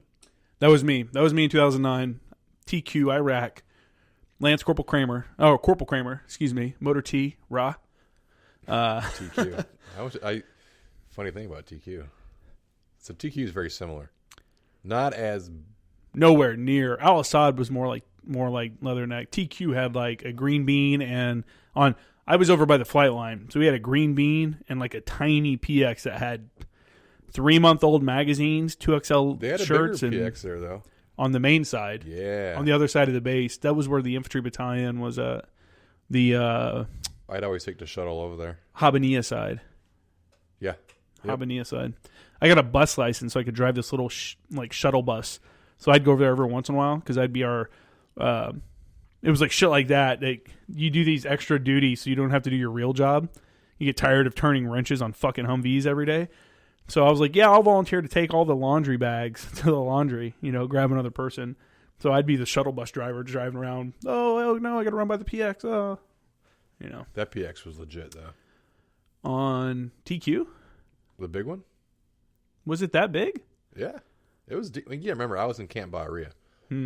So our PX was like this wooden little hut, and they had PlayStation games. I bought a PlayStation 2 when I was there.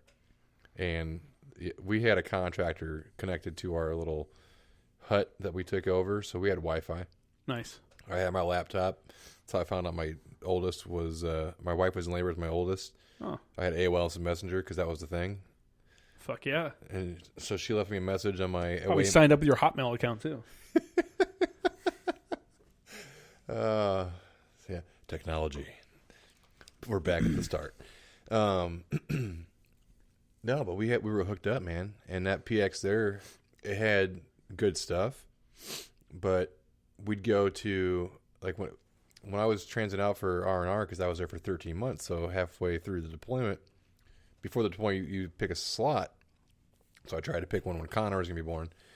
And I'm sitting there transiting out, and then when I came back, I was space A for a helo back to Fallujah, and I'm like, well, I'm not in any rush. Oh no, I missed my flight. It's like they're like, "Oh, come back at this time tomorrow. We'll see if we can spot you on." I'm like, "Okay." And they're like, "Oh, we got nothing." I'm like, pfft. So I literally sat on TQ for like a week and a half. just loving life, and the big PX there had a bunch of shit because you got to remember it's like a Walmart. Not that big, but in variety. It's not, but like the variety of stuff. The variety of stuff for what we were used to, it was like a Walmart to us. Yeah. Compared to like a 7-Eleven. I don't think I've ever been to the one you went to, what you're talking about, because the only one I can remember, I know there's one over there, and I know it was nicer because the one we had was this like little hut basically that had almost nothing in it. It had garbage. Like, and as soon as you walked in, you were in line. Yeah, we did that in Camp Fallujah too, because Camp Bahia was probably like 2 miles down the road from Camp Fallujah. Mm-hmm. So we would take a Humvee. We had to at least have 2 Vics every time we left a wire. And it was just to leave the wire just to go down the thing down to Fallujah. But Fallujah wasn't as big as TQ, and TQ was definitely nicer. Again, Air Force Base, Marine Corps Base. Was TQ an Air Force base? Yeah. I don't think it was, man. I think it was a Marine base. No, yeah, maybe you're right. I don't know. I think you're thinking of Al Assad, dude. No, I never went to Al Assad. Al Assad had a huge PX. So did TQ? And it had a movie theater. Holy shit. Oh, like a legitimate movie theater. So on TQ, I was in like Tent City or whatever you want to call it. Yeah, Hotel California. Right down from the J, whatever the hell they call the where the red patches are. Mm-hmm. I was over in that area. And you go across that huge path or open area. There's the MWR. Mm-hmm. There's a coffee hut over there and some other shit. That's where the small PX was. Yeah. But if you get the shuttle over to the main side, there was a bigger PX that had Jersey berries all around it. It's a pretty big base. Remember those MiGs or whatever those were, those bombers that were sitting out there? Yep. Yeah, those were dug up. Those were during the invasion or whatever, after the months after the invasion. Those were bombers they found buried. They had armored hangars there too, like into the sand, didn't they? Yeah.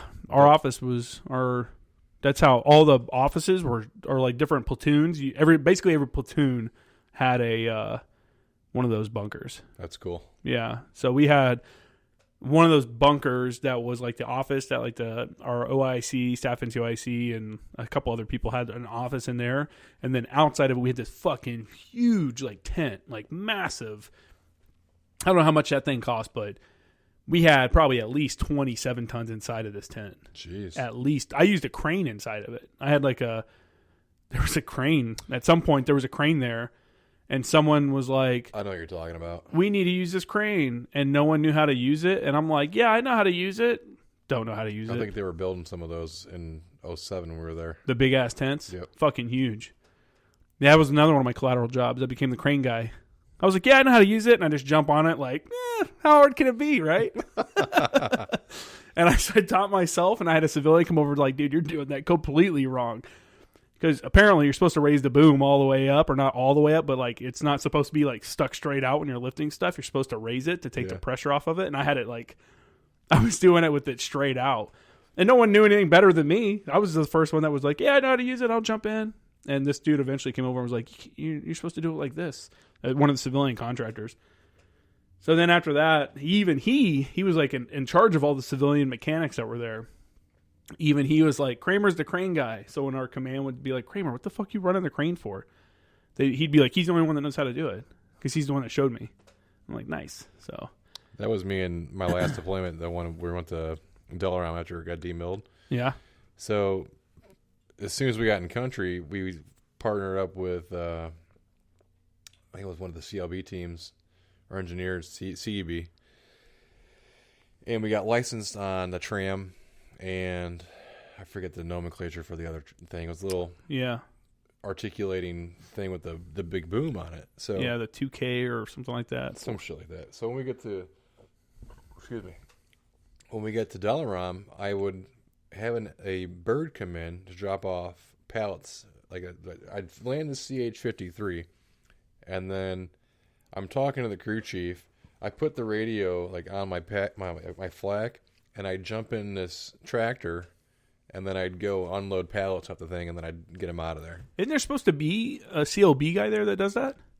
Dude, it was... What do they call those dudes? We had 2 teams with us. So It was us. We were like 11, 12 Marines. And then we had... you were on the advisor team. We had another team there, and then it was all Afghans. AgDag. That's who they were called. You didn't have the AgDag No. Marines. It was a small operation. That's how my career... So my career started on a team of 15, and then my career ended on like a team of 13. So I got some pretty cool shit because these small teams. That's the way to go. It's great, man. That's the way to do it because you feel like you're actually like you're not just a number on a clipboard. You know what I'm saying? Like, well, I never felt that way as a JTAC either, though, because you're an asset. Yeah, exactly. And I think anytime you're working in a small team like that, like everyone knows each other, everyone knows everybody's capabilities.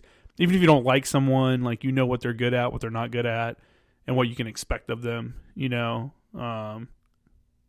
but you get in these bigger, you know, you get into a battalion level, you don't know people in the other companies. And if you do, you don't normally know them that well. You know what I'm saying? It's just like, it's less personal. I think smaller teams are better just because they're so cohesive. Yep. You know, and the whole command is right there with you. Well, that's why in 2011 on that kinetic deployment to Afghanistan, I would always go out with the sniper team. Like, I would never go out on a conventional patrol with, you know, how many like a full platoon of however many Marines and attachments you get from guys from battalion trying to get their fucking cars. I would always go out with the sniper team. You know, the biggest one was 2 teams, and that was after we got hit slating up Salam Bazaar, and one team was down to half their team. So I got called out by my platoon commander. He goes, "You never want to go out with the platoon." And I go, "Well, there's no need for me to go on that patrol with them. You know, I go to a hide or an OP, I can do my job." I go, "I'm not going to go out just with 30 other dudes just to get fucking shot at in a field." Yeah. Plus, it's not good for the JTAC because you can only control that airspace that you're, you know, effectively, you can only control the airspace that you're like right there with. You can't. Whereas if you're in the COC, the command center, you can control assets all over the battlefield for the entire company or whatever. Yeah, and then to your point, like the smaller team, you know how everybody's going to react, and you know it's just more. It's more direct. It's a better understanding. That's for sure. Yeah. So the rules of engagement are a little more relaxed. Yeah, I won't say not relaxed, but I know what you're saying. Like you're not like, okay. Example: my advisor team had I don't remember the designation of it now, but we had a designated marksman rifle attached, you know, on our team. We fell in on a rifle, like a Mark 24, wasn't it? This I don't think this one was. This was old. This was whatever the literally the lower receiver had Colt stamped into it. It had like the. Did it look like an M16? Yeah, but it had like the snake. It was, but you could go all the way to fully automatic with it. I think it's a Mark 24. Is it? Or somebody's gonna be a sniper or whatever on his team, and they're like, "No, that's fucking idiots." Can you believe these fucking pogues? No, but it had a suppressor on it. It had a scope. You know, I think it had a Lewitt bullet scope on it. I can't remember, but someone on one of the other advisor teams was like, "Hey, here's some subsonic ammo for your DM rifle," which wasn't you know, you can get in trouble for that because it wasn't issued. You're only supposed to use issued ammo, and this was subsonic ammo. And you know, we never. Well, I won't say we never used it. I think one of the captains got some shots off one time in a firefight with it. But I don't know. Stuff like that. You're not going to have that at a battalion. You know what I'm saying? Yeah. More than likely. You know, I knew a guy, and I don't remember what unit he was with. I think he was with one of the battalions at 8th Marines. And he was like, yeah, my uncle's giving me, or my uncle or someone back home was giving him a pistol to take with him. And I'm like, what? Like a regular pistol. And he was going to take this regular pistol on like patrols and shit with him. This wasn't his first deployment either. It wasn't this dude was like a sergeant in the infantry. You know, he was. What year was this? That would have been 2011, maybe, Afghanistan. It's not a Mark 24. It's bolt action. I'm Googling right now. Are you? On the Google machine? Mark 25. Is it? SR 25. That shit was old as fuck, man. The one it looked like they took a M16A1. Yeah. Yeah, that's it. You're right. It's got the old A1 stock, and it's got. But even Even the stamping, you could see the stamping in the side. You know how it has the logo and like the serial number? Yeah. It was an old school Colt logo stamped into the side. I'm like, look how old this fucking rifle is. Still a cool rifle, Brought it from Vietnam, man. From Vietnam. From Vietnam. Carlos Hathcock had this one. Carlos Hathcock. Maybe not. Pretty sure he had a Mark 40. Yeah. No, he had, well, I don't think it was an M40 at the time. I think they were just civilian. Look at me. I get cut off from drinking. That's your second beer. I know. I think that's his. I think they were using civilian rifles at the time. I don't think they were building M40s yet.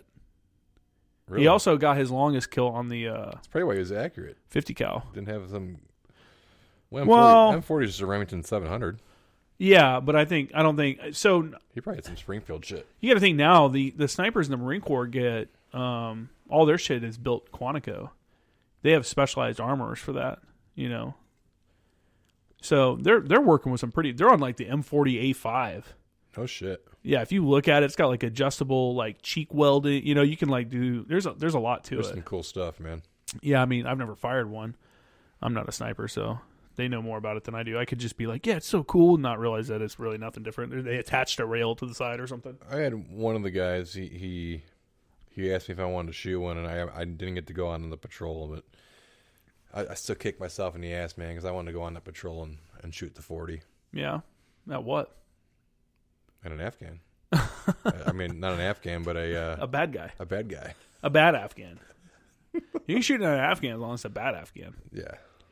We had a DM. Dude, man, it sucked. He had a 3.6. We had a designated marksman take out a farmer, actually, at night. Because where we were at in Marja, you were supposed to, and it was known, like it went around, people went around, and it was like a thing. This wasn't a new thing that they had to farm at night with a lantern so that coalition forces would know that they're farmers and not dudes placing IEDs. Right. And because they would farm at night because it's hot as fuck during the day, right? Yep. And I guess where this dude was farming, and from the company position, or maybe it was a platoon, it was from where the DM was looking, it looked like he was on the road. And after the fact, he was like he was farming on the field on the very edge of the road. He was on the edge digging, which looked like he was putting in an IED. So he ended up taking out the dude, killed him.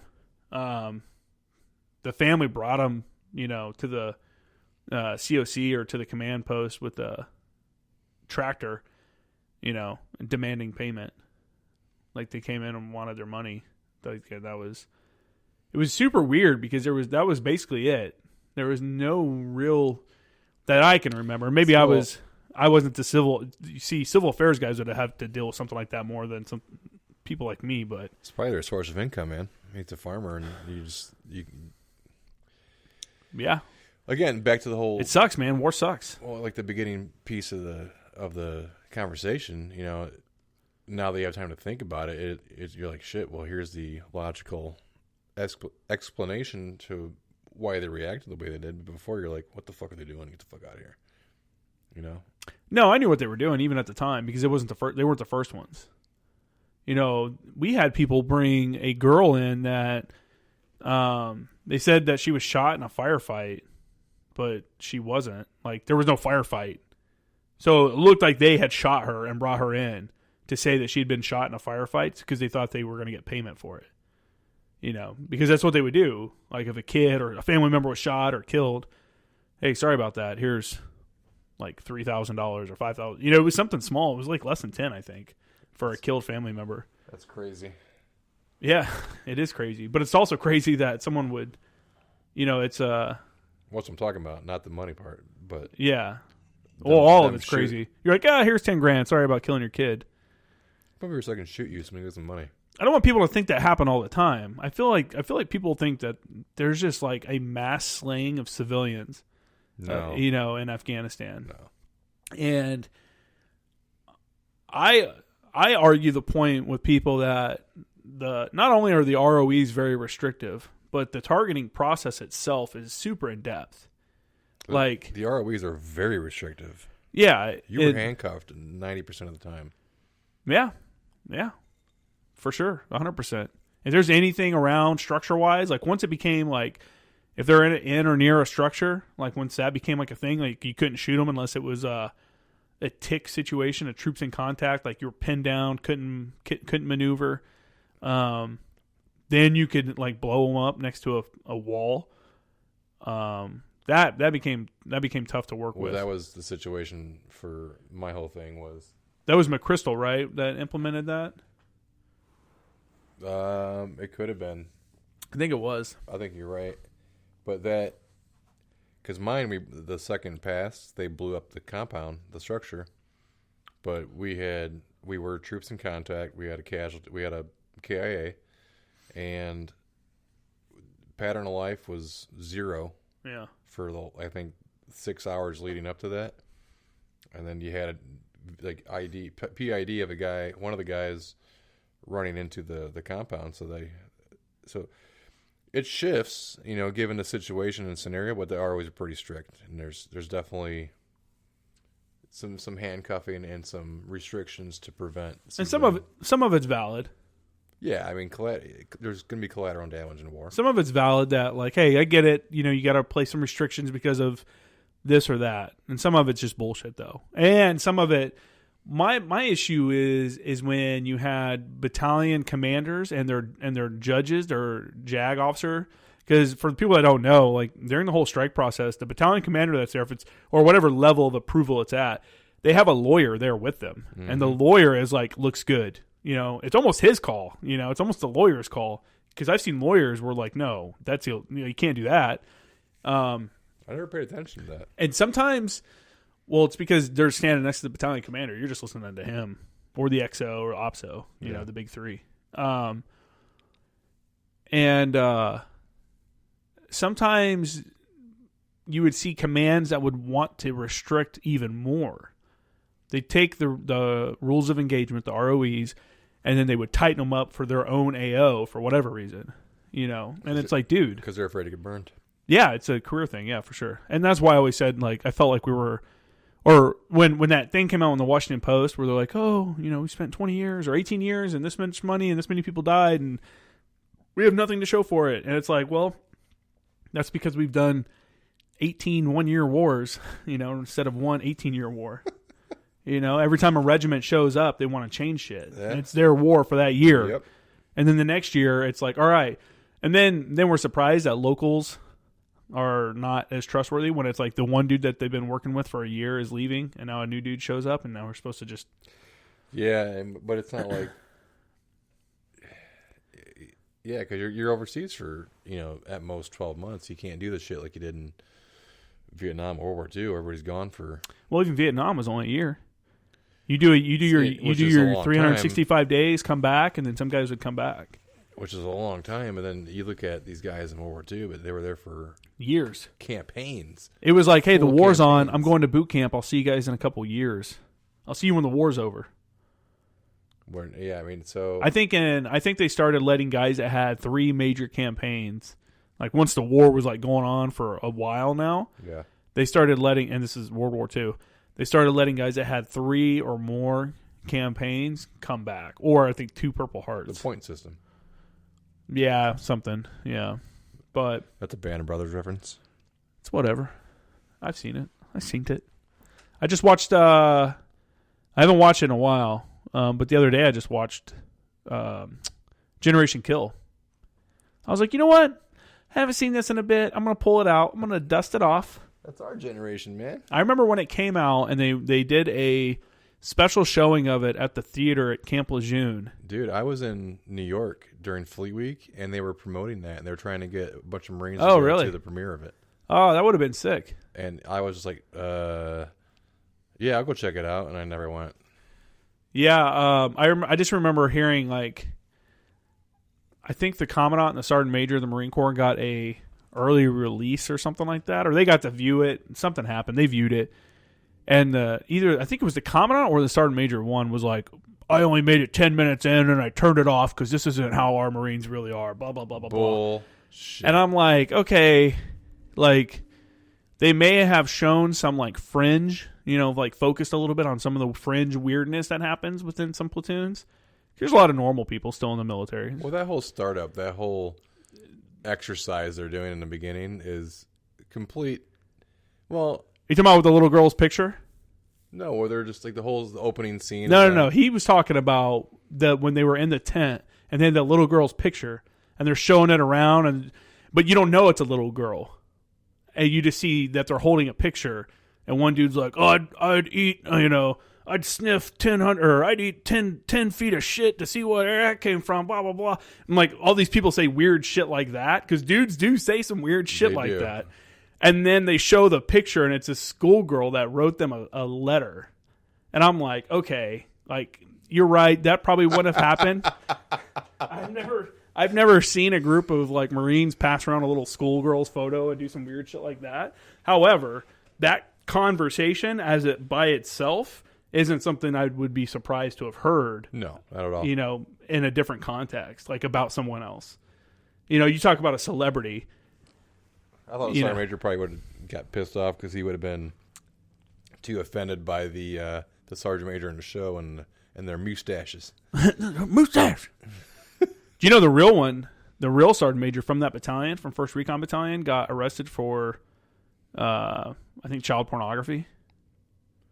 Like after he was retired. Maybe that's the whole play. After the show. Well, this is after the show came out. Like all that. That's fucked up. Yeah. Yeah, it's pretty fucked up. You hear about these dudes, these higher-ups, they get arrested for shit, and you're like, God, man, you guys are all idiots, too. Like there was that colonel at Cherry Point. He was like the base commander, got arrested stealing, like, fuel additives and, like, some stuff, like, less than $50 worth of shit he tried to steal from Walmart. Yeah. This is a full bird colonel. The installation commander for Cherry Point, I think, was his position. You know what? I don't think it was. I think he's a full bird colonel, and I think he had to do with Cherry Point. But at the same time, within a month or 2 months, I think the base commander for Cherry Point got a DUI, and he got busted. And that was in the Marine Corps times too. So a full bird colonel, they're not doing horrible. They're probably equivalent to some sort of They're probably equivalent to like an executive level at a. Yeah, they're upper level management. At a corporate business, Yeah. Like they're making good money. Yeah. I think officers start making pretty good money once they're major. Yeah. And then once they hit major, it's like, okay. Especially if they're a pilot. Yeah, you're 05 and you're hitting years in service. And because a pilot gets, they can get hundreds, almost $1,000 a month extra in flight pay.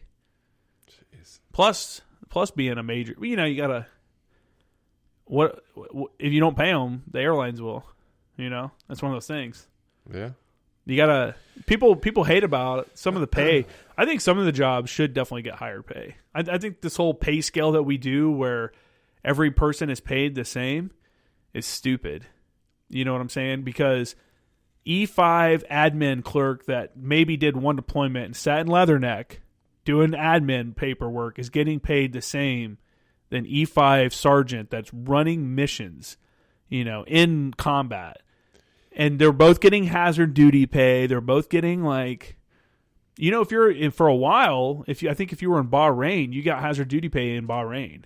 So you're getting, if you got stationed in Bahrain where you can go to brunch, get super hammered, there's Russian prostitutes, there's fucking places to drink. Bahrain is pretty badass. Bahrain's a crazy place.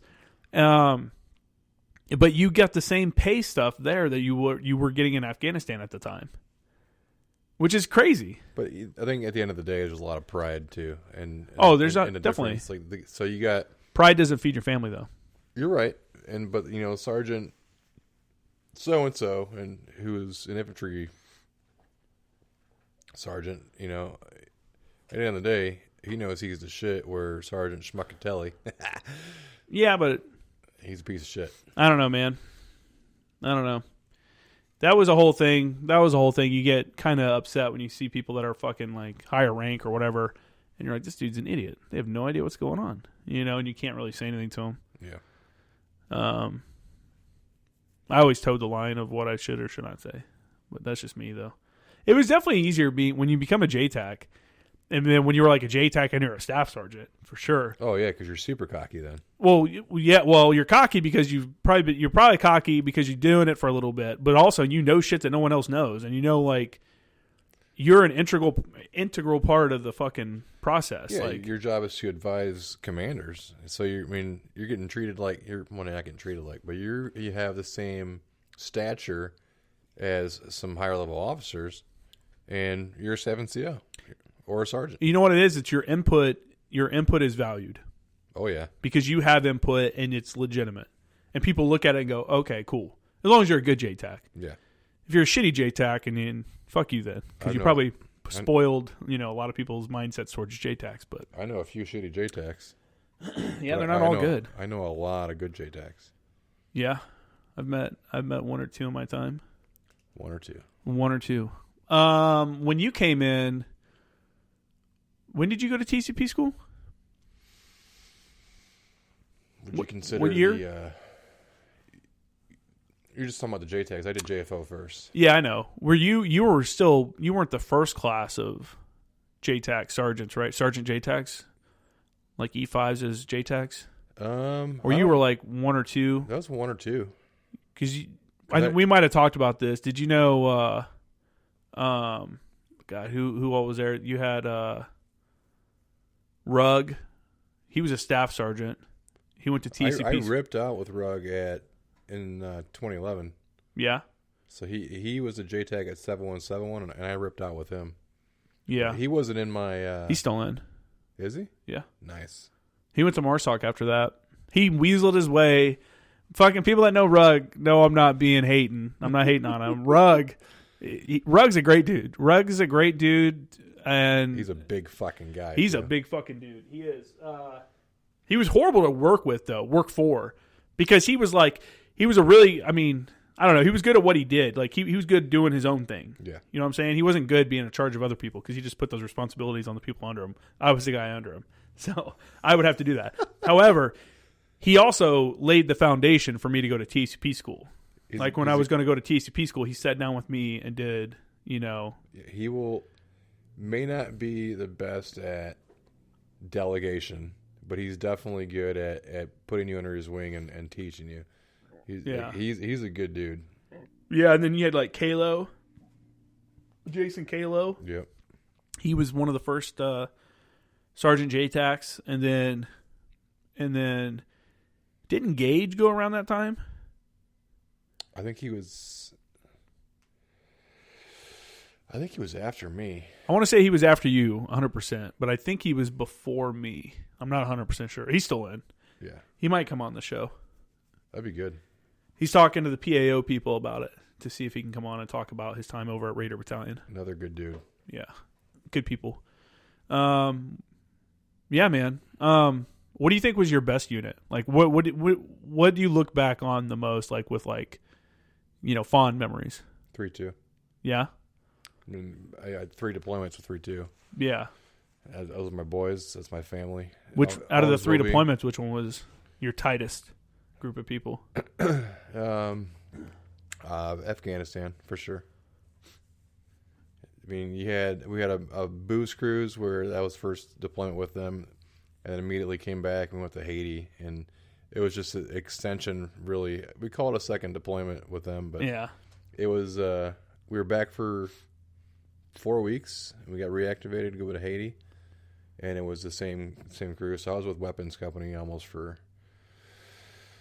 3 years. So I spent almost 3 years with 3-2, and I consider myself a hybrid, and I'll always look at 3-2 as my unit when I was in, not 10th Marines. Interesting. Yeah, whatever you claim home. It's weird for a 0861 because you're with like I was with 210. Yeah. But 210, you're like the bastard of 210. Nobody really cares about the fire supporters. They only care about the gun platoons are the key. My time in a real battery was with 310 for half a year, if that, a couple months, and I did a couple field ops, and then I got reattached. Went to TACP school, and then I was back at 3-2. TACP, Tactical Air Control Party. So I have to. I might mention this in the intro to one of my other video or recordings before this, but another guy had messaged me, and I thought about it. I was already thinking about it as well, and then he messaged me, and it kind of reinforced the fact. he was saying that I should put like a glossary in the show notes for like all the acronyms, and I'm like, yeah, that's a good idea. So I think I'm gonna start building that, and then I'm about to sneeze. Bless you. Thank you. I think I'm gonna start building that, and then just copy and pasting it into each one. And then as I get more, I'll just keep adding to it. Probably a Marine Corps manual somewhere that has every fucking There is. acronym. Have you seen it, though? It's huge. It's probably thicker than a Bible. It's thick. It's the Ops Terms and Graphics. Ops Terms and Graphics manual has all the... Mr. Encyclopedia. Come on, man. Get with it. Get with it. Yeah, man. But yeah, we were like the bastard children of artillery. You know, like no one cares. It's anytime the battery would be shooting off, it's like fucking forward observer's fault. It's it was, and then you go to an artillery unit, or you go to an infantry unit, and they're like, oh, these fucking pogue attachments over here. You know, those are the guys who don't know. Yeah, for sure. Those are the younger Marines, and then some of them. I got into it with the fucking master sergeant with 3.6. Oh, I got into it with. I think he got out as a master guns because he went to something, but we were always tight. We were always cool, and he always respected me as a sergeant, and I got to give him that. This guy didn't. This guy would give me and the other dude shit all the time. One time he's like, you think you fucking attachments, you think you're fucking special because you know something that other people don't. He's like, it doesn't make you fucking special. No one fucking cares. And I'm like, good to go, Master Sergeant. I'm just like sitting there like, all right, good to go. Like, what am I supposed to say to that, you know? And he was the senior watch officer. He was the watch officer. Oh, jeez. So I'd have to sit there with him the entire time. In other words, he didn't have... He wasn't good enough to... He didn't... How do I phrase this? He was a piece of shit, so they kept him in the COC as a watch officer because he couldn't do anything else. Maybe not. I don't know him outside of that deployment. And he was an infantry guy, and maybe he had done some stuff, and at some point he had gone to TCP school. He must have not passed. No, he passed because he was trying to do a currency control. I was in Afghanistan, like a sim. That we had an aircraft coming in, and we just did a fake, like a 9-line and stuff with him. And I remember his hand shaking like a motherfucker, though. Because you always get nervous on the radio when you haven't been on in a while. He was like fucking like shaking visibly. And I just remember looking at this dude like, you fucking pussy. But, my hands have shaken on the radio before, too. Well, especially under evals, man. Yeah. And everyone's listening. And this is on like a live net in Afghanistan, And, but him and I, man, we never clicked. He called me a racist one time because he's a black dude. He said I was racist because I said, what was that chick's name? She was Sports Illustrated swimsuit cover model chick, like Kate Upton. Because I said Kate Upton was hotter than Halle Berry. And he's like, you're fucking racist. And he was like, that was like his determining evidence that Kramer's a racist. And he was like not joking about it. And he just treated me like that. I'm like, dude, what the fuck is your problem, man? Like, we had little bickers that we'd go back and forth. But I told him and the sergeant that worked with him, Lopez, who was a great dude, great guy. I need to hit him up and have him on the podcast. He was a fucking war dog, man, that the Marine Corps forced out because he got dropped off recruiting for not meeting his quota, during the plus-up period. Some bullshit, This dude had letters of recommendations to get his reenlistment approved from like regimental and division level fucking sergeant majors and shit, and COs, like lieutenant colonels and colonels were writing on his behalf, and they fucking separated him. Or they didn't approve his reenlistment. Because that was at the time when they were trying to thin the force out. And I'm like, this dude's legit. So he was legit. So him and I would give each other shit as well, but we were like, haha, joking about it. The other dude was just a dick.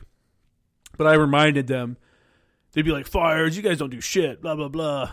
And then anytime something would happen where we'd have to drop a bomb or something would go, I'm like, you notice how the Watcho and Watch Chief are pretty quiet over here? Because they would just shut the fuck up, and it would become like the fire section and the intel section. Because they're talking to a lot of times they're talking to a Reaper or something like that. Right. We're talking to aircraft, like the JTAC sitting next to me. On this deployment, I was the fire chief. So the JTAC or the air officer was sitting next to me talking to the aircraft, and I'm sitting here on like 2 different computers doing piss off and stuff. Yep. And, So for those that don't know, Piss Off is the targeting program where you can get like a really exact location. And I'd be running Piss Off and also setting up a fire mission just in case air didn't work out. And so I just always reminded them how quiet they became once like the real work was happening. You know, like you guys over here babble about dumb shit, and then like, oh shit, people are getting shot at. Shh.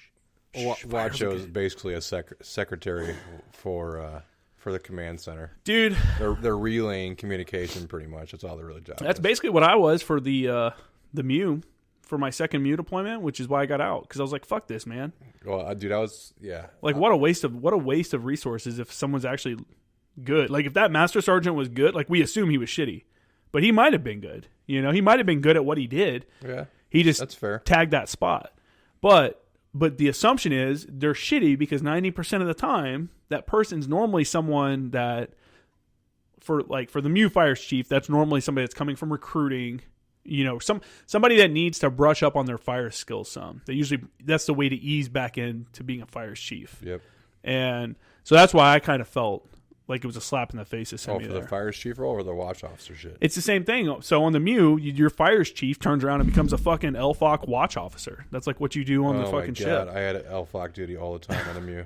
Dude, you know, if you ever seen thisiswhyimbroke.com, that website...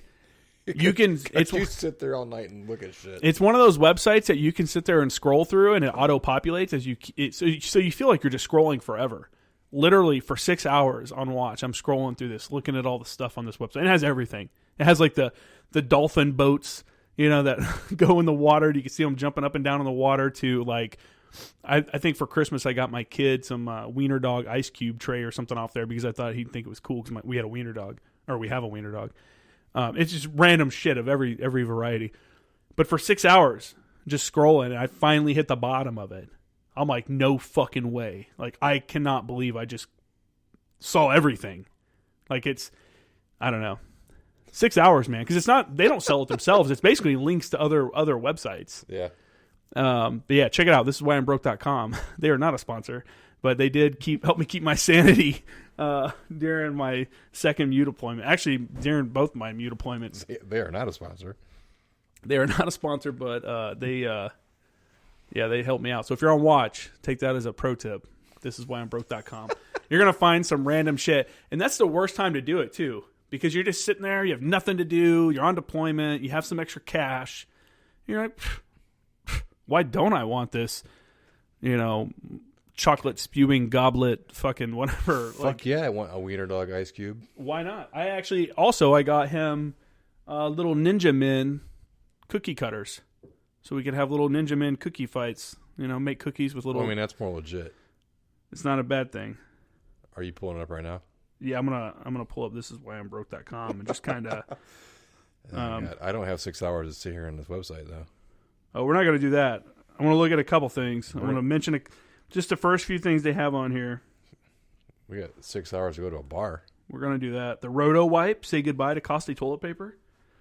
It's a little machine. Before you drink gummies. USB kill stick. What is that? Oh, if you plug it in, it blows the USB up. That's great. Do-it-yourself vasectomy kit. Oh, my God. So these are the kind of things that you can find on thisiswhyimbroke.com. Prefabricated shipping container home. Hey, you can make your own little apartment building, just like Afghanistan. No, that's too luxurious. That was too nice. Ballistic dart launcher. These are in order, too. I'm not just flipping around. Those are in order of... So anyway, that's a good website to flip through. It's fun. I never buy anything serious off there. There was a Harrier jet on there. A retired British Harrier jet for $1 million.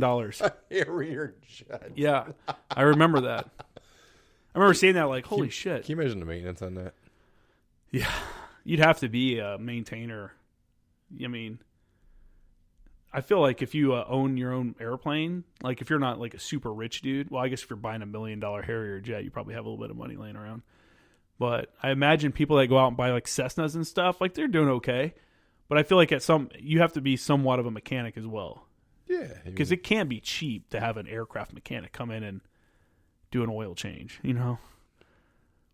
I don't know. Yeah, I don't know anything about it. If any of you fly your own Cessnas, let us know. I had a buddy who was telling me I could get a private pilot's license. I think you can get one for like $5,000 to $7,000. That's about what you end up paying with the gas and the flight time and like the instructor fees and stuff like that. I had a buddy I grew up with. He was medically retired as a master sergeant in the Army. I think he used his GI Bill for getting his pilot's license. Yeah. He has made his way up. He runs a nonprofit veteran organization for vets with PTSD. But in addition to that, he worked his way up. He's now a regional airline pilot for an airline. Yeah. But I think he used his GI Bill. Huh, yeah. To get his pilot's license, and he just worked his way up. I don't think that used to be an option. I think they recently changed that. But it's the coolest thing ever, man. Yeah. That's cool, man. I look at him like, holy shit, man. Living his dream. I'd love to go fly. Hell yeah. If I had 7 Gs laying around, I'd go take some lessons. You know? I know at least one guy who's an instructor pilot, probably more. You know? You probably do too. Some of those guys keep up with it. It's weird. Some military pilots get out and never fly again. You know? And some of them, while they're in, continue to maintain their civilian qualifications and increasing a lot. Some of them increase them. You know? I got to do better at connecting with a lot of people that I've met in my career, because not only would it help, you know, I think it would help a lot of different sides of it, as far as like professionally and just on a 100% professionally. In that and with the kind of just say, you know, on just a regular basis, like, you know, hey, how you doing? Yeah, kind of deal. But it's just nice, man.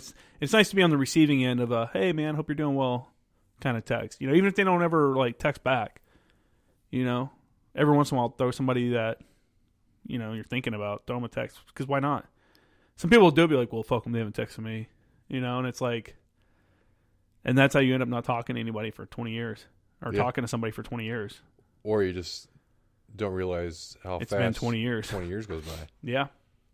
100%. I think doing the podcast, I've gotten reconnected with a few people. I know towards the first few episodes, I talked about Lance Corporal Lamel, and I never said anything on here about it. But one of the dudes, a mutual friend, reached out to him and reached out to me and gave each of us his or he gave him my contact info, my email and stuff. He emailed me, and then we ended up calling and like texting and everything else and talking and stuff. So I think doing the podcast for me is good, because not only do I get to like meet people that, I get to sit down and talk to my friends mostly. Like almost everybody I've interviewed are people that I knew in the military and are, you know, obviously friends. But I don't know, man. It's just, I don't know. It's just a weird bond. It's just a weird thing, and I think it's cool to keep it alive. Some people want to get out of the military and just not want to deal with the military or talk about the military or like be associated with the military, which is cool. There's nothing wrong with that. I don't think you should fully let it go. I think you should, even if it's one or two people that you were like good friends with, because everybody had a good friend in the military. You know, I would hope so at least. Yep. Even if it's only those one or two people, I think you should still reach out to them, just because they have a shared experience that no one else around you can understand. You know, and that doesn't necessarily mean that you were in combat together or something weird. It might mean that you went on Liberty together and got fucking smashed at, you know, at Driftwood, at Driftwood, or up at Fleet Week. You know, there's so many dudes that come back with crazy stories of Fleet Week. I was always jealous. On the East Coast, you'd talk to all these dudes that went up there for the New York Fleet Week. There's stories from Fleet Week, but I won't discuss them on here. Those are best kept, for private conversation. Those are private. I didn't do anything wrong. I'm going to just put that out there. Yeah. But I knew dudes that would go on leave during Fleet Week, because if you were attached to Fleet Week, like if you were attached to the ship so did you get attached to go? So yeah, I forget who I was attached to, but we were up on the Kearsarge and we floated up, and that part did suck because you had to be back by a certain time and you had to do certain events. Yeah. But at the same time, having to embrace the shit that sucked made the experience that much more memorable. You know what I mean? Like There was I'll just say, I went out with a buddy. I wanted to go, I wanted to be home early. You're like, I wanted to go to the zoo and have a nice day and come home. He goes, let's go have a few drinks. It's Fleet Week, blah, blah, blah. I'm like, okay, but we got to be back early because we got this run to Ground Zero in the morning. God, you don't want to do that hungover. So it ended up being where he was like, all right, let's go back. And I'm like, no, we're going to party. So you've opened this can. We're dealing with it. So we come back. This is the part of the story that I'll go over because I can't go over the details. So we end up coming back right at, I think it was like 02 was our cutoff. Yeah. And fucking hammered. And I think we had to be up at like the run. We had to be downstairs, like on the pier, ready to run to Ground Zero at like 06. How far was the run? I don't know, 3.5, 4 miles maybe. Normal people are like, you were out till 2 o'clock drinking. You get up at 6 for a run. I shit you for not. a 3 to 4 mile run. Well, luckily it was like a battalion run, so it was slow. Yeah. And I was still drunk. And I was the only run I never was in any pain because I was fucking drunk for it. Was it fun? We got Sometimes the group runs are fun. It was fun because you're running through Manhattan. And that's the kind of thing would be like, this is a cool experience. From what I remember, yes. And I do remember I felt shitty because I'm sitting there and we're at position of attention at Ground Zero and there's firefighters and shit there. And here I am, just dipshit that's still fucking drunk. And I was having a hard time staying still at position of attention because I was, wilding. So you're saying you felt like shitty, like you're like disrespecting the event kind of shitty? Yeah, in a sense. But it was a cool experience to see Ground Zero. And this was in 2008, 2009. So there was still a lot going on. Like there was no new towers. It was still 2 holes. Yeah. And there was a lot of digging going on, and it was a cool experience. And I've never been up there. I'd love to go up. Like I was saying, I knew guys that would get their uniforms and go on leave and go to New York because they could wear their uniforms out in town. Yeah. Because you get everything for free during Fleet Week. I spent $20 that entire weekend, and I was hammered every night. And you hear people say that, and you're like, okay. I get it. You probably got some free drinks and stuff. No. But every guy I've talked to or every person I've talked to that's gone up there are like, dude, you can't, like some places you can't even buy a drink. Like people will just they're throwing drinks at you. They're like, you're drinking and you're trying to protect your uniform because like girls are trying to steal shit off your uniform and stuff. Like they said that was like a game that some of these girls would have to see what they could get. Cover. Yeah. Yeah. That was the thing a dude mentioned to me. He lost his gold EGA off his Dress Blues cover to some girl. Yeah, they women throw themselves at you, and you get a lot of drinks bought for you. We talked about it on the last podcast. I was like, dude, being in the military, especially being being a JTAC and stuff, and going to get to do having a job where you're not just sitting on base and doing your job every day. Like you go get to do other training, which a JTAC opens a lot of doors for that. I was like, it's like being a ghetto rock star. You know what I'm saying? Yeah. You're a ghetto rapper. You're like going out and you're getting some shit hotel with your buddies, but you're having a great time. You got some spending money from the government and you're going out and just getting hammered. Like sometimes the hotels are nice too. Like people buy you drinks, especially if you're not in a military town. I always told people I was military. People ask me. Some people won't because they're like, "Oh, I remember a guy who was like, oh, girls don't like to know if you're in the military." And I'm like, dude, they know. I'm like, yeah, one, they know, and like, I think you have a bad impression. They don't like assholes is what they don't like. Dude, everybody knows. It's been 5 years since I got out, and somebody showed somebody a picture of me, and they're like, that dude was in the military. I go, what the fuck? And I think I've changed quite a bit. Yeah. But some things never change. Some things never change, man. I remember while I was I went to the zoo in Nashville. I took my kid, not the zoo, Children's Museum in Nashville, Tennessee. And I walked up to get the tickets.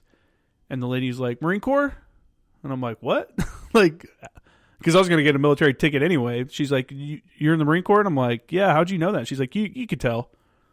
And I'm like, okay. Like, people say that, but I'm like, how? Like, it's my stupid haircut, probably.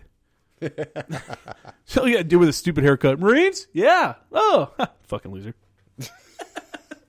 I noticed that the first time I went back to school I was at a community college, and this guy was walking up, and I made eye contact with him, and I looked at him. I go, "What unit were you with?" and he goes, "Is that obvious?" And I go, "Yeah." And he goes, "Well, in school for sure." "Well, yeah, this is like a community college." Yeah. Yeah. Ended up being like a motor T something. Not a lot of like 30-something-year-olds or whatever, older dudes in college. Yeah. Well, he's a younger guy. Yeah. Like a one-term guy. We walked up, and he had a tucked-in shirt with a big-ass belt buckle and boots. Oh, my God. And he was dipping. Was this in Jacksonville? No, this is in Sugar Grove, Illinois. And he had short hair, and just the way he held himself. And I go, he's a Marine. Sure enough, he was a Marine. Rah. Yeah. It was a good time. Marine Corps was a great time. It is. I miss it every day. I won't say every day. Did you see what's going on with 3-6 right now? No. So this will have happened by the time anybody hears this. Yesterday or the day before. And this is the details are sparse. I think it was yesterday because I saw it in between on my layover for my flight here to Indiana. There were some Marines out in the field from 3-6, and I heard, this is a story I heard on social media. They had they were, wherever their bivouac or whatever they were set up in the area they were at was not, or was right next to a highway, right? Next to the road. And I guess they didn't sleep with their weapons. They had them all stacked. Oh, yeah. Did you see it on Facebook? Yeah. And someone said the fire watch fell asleep or something. Well, apparently a car pulled up and someone ran out of the car and grabbed 2 rifles and a flak jacket, threw it in the car, and they took off. So right now, and obviously when you hear this, it'll all be done with. I think they locked the base down. 3-6's, everyone's holiday leave had been put on hold because people were supposed to be leaving to go home for the holidays. They got put on hold because they're out police calling the woods looking for these rifles. Got to check that box, even though we know it's not in the woods. Got to check that box. And yeah, there's a lot of upsetness going on. A lot of people are upset right now. Shit. And I did hear some other, people were like, hey, they're letting people that had flights, flights that were supposed to be leaving, leave, but if they didn't have flights, they're staying there and helping to continue to look for the rifle. But there are 2 rifles. And then supposedly it was a lieutenant's rifle and a junior Marine's rifle, or a lieutenant and a corporal, excuse me, and a flak jacket. And I'm like, God, that's rough, dude. That's insane. But I don't get how, I don't know. That story doesn't fully add up to me. And again, it will probably have the details by the time this actually posts. But if you were in a car driving down the road and you saw a military unit, do you think you're really going to go, ooh, let's stop and grab a rifle real quick? I don't know, man. Society and people in society now are fucking nuts. I don't know. It just seems like a horrible plan. I wouldn't put anything past anybody. Yeah, that's true. That is true. Well, So what else going on, man? Anything new in your life you wanna talk about? Any new developments? I don't know. I don't think so. School and work, full time, both. Kicks your ass. That's about it. Yeah. What do you prefer, school or work? Neither. Very well. What are you doing on your free time? Honestly, I don't get a whole lot of it. So between school and work. So yeah, I think this last week I finished up my semester last week, and I've just spent the time just being lazy, hanging out with the kids and Jess and watching Christmas movies and just not doing anything, and it is great. Yeah. But I think are you a full-time student? Yeah. Yep. Nice. Full-time student, full-time job. So what's your major again? It's just business administration. Yeah. Yep. Trying to get the piece of paper. Tried to take the more challenging route, do administration. I figure my Marine Corps career kind of solidifies the management piece as far as being more competitive for positions. It's a natural role. I figured management would have been too easy. I'm trying to take the challenge to administration and get both sides, and hopefully open some doors to a better career. And well, you should definitely be reaching out to people then, especially get on LinkedIn, man. You're on LinkedIn. Yeah. Reach out to everyone you know on LinkedIn, man, especially if you haven't talked to them in a while. And I mean, that's a professional page, and make that connection. There's a a messaging option on there. You can sit there and be like, "What up, dude?" Yeah. Remember that time? I'm on there every day. I need to get more. Are you? I don't get on there very often. It's more scrolling through the news feed for LinkedIn, but I got to do better at just communicating with everybody in general. It's tough, man.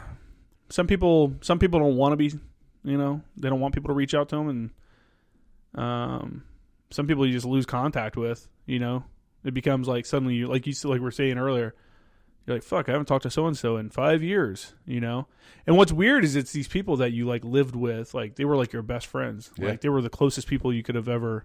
Yep. And then like 5 years later, you're like, oh, what was his name again? For some people. Yeah. Some guys I'll never forget their name. Yeah. But you're right. There's I can think of a couple right off the bat that I haven't talked to. I had multiple deployments with them, and I haven't talked to them verbally in years. Nobody talks verbally anymore. It's all text. Yeah, it's all text and messenger. I still try to stay in touch with people through Facebook and shit. Yeah, you have to, man. Like I said, it's a community, and it's shared experiences, the shenanigans, all of them from wartime to the libo to stuff like that. If you haven't listened to, you should go on and listen to the podcast with Michael Farrell and stuff like that, or this last one, 19 or 20, and just talking about. So episode 20, people have heard it by now. If you haven't listened to episode 20, if you're jumping into this one first, go back to episode 20 and listen to it. But one of the dudes talks about being in Hong Kong, getting hammered, and they fucking some Chinese dudes or something are like, hey, you want to go to the top of the skyscraper?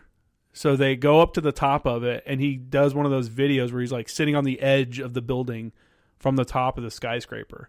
He's like, dude, I barely even remember doing this. I was so drunk. He sent me the video of it, but he talks about it. It's pretty funny. Like he was up there on the edge? Yeah, I'll show you the video when we're done here. Fuck that noise, dude. It's actually I'll pull it up. Yeah, it'll be part of the preview for that episode. That one will come out on Thursday, but it's pretty wild, man.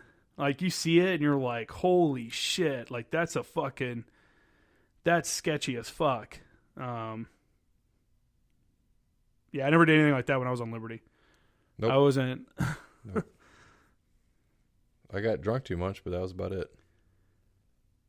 Yeah, we did drink because you get off ship, man. You get off ship and like, I don't know. Here's the. Oh shit! Oh man, this is fucking.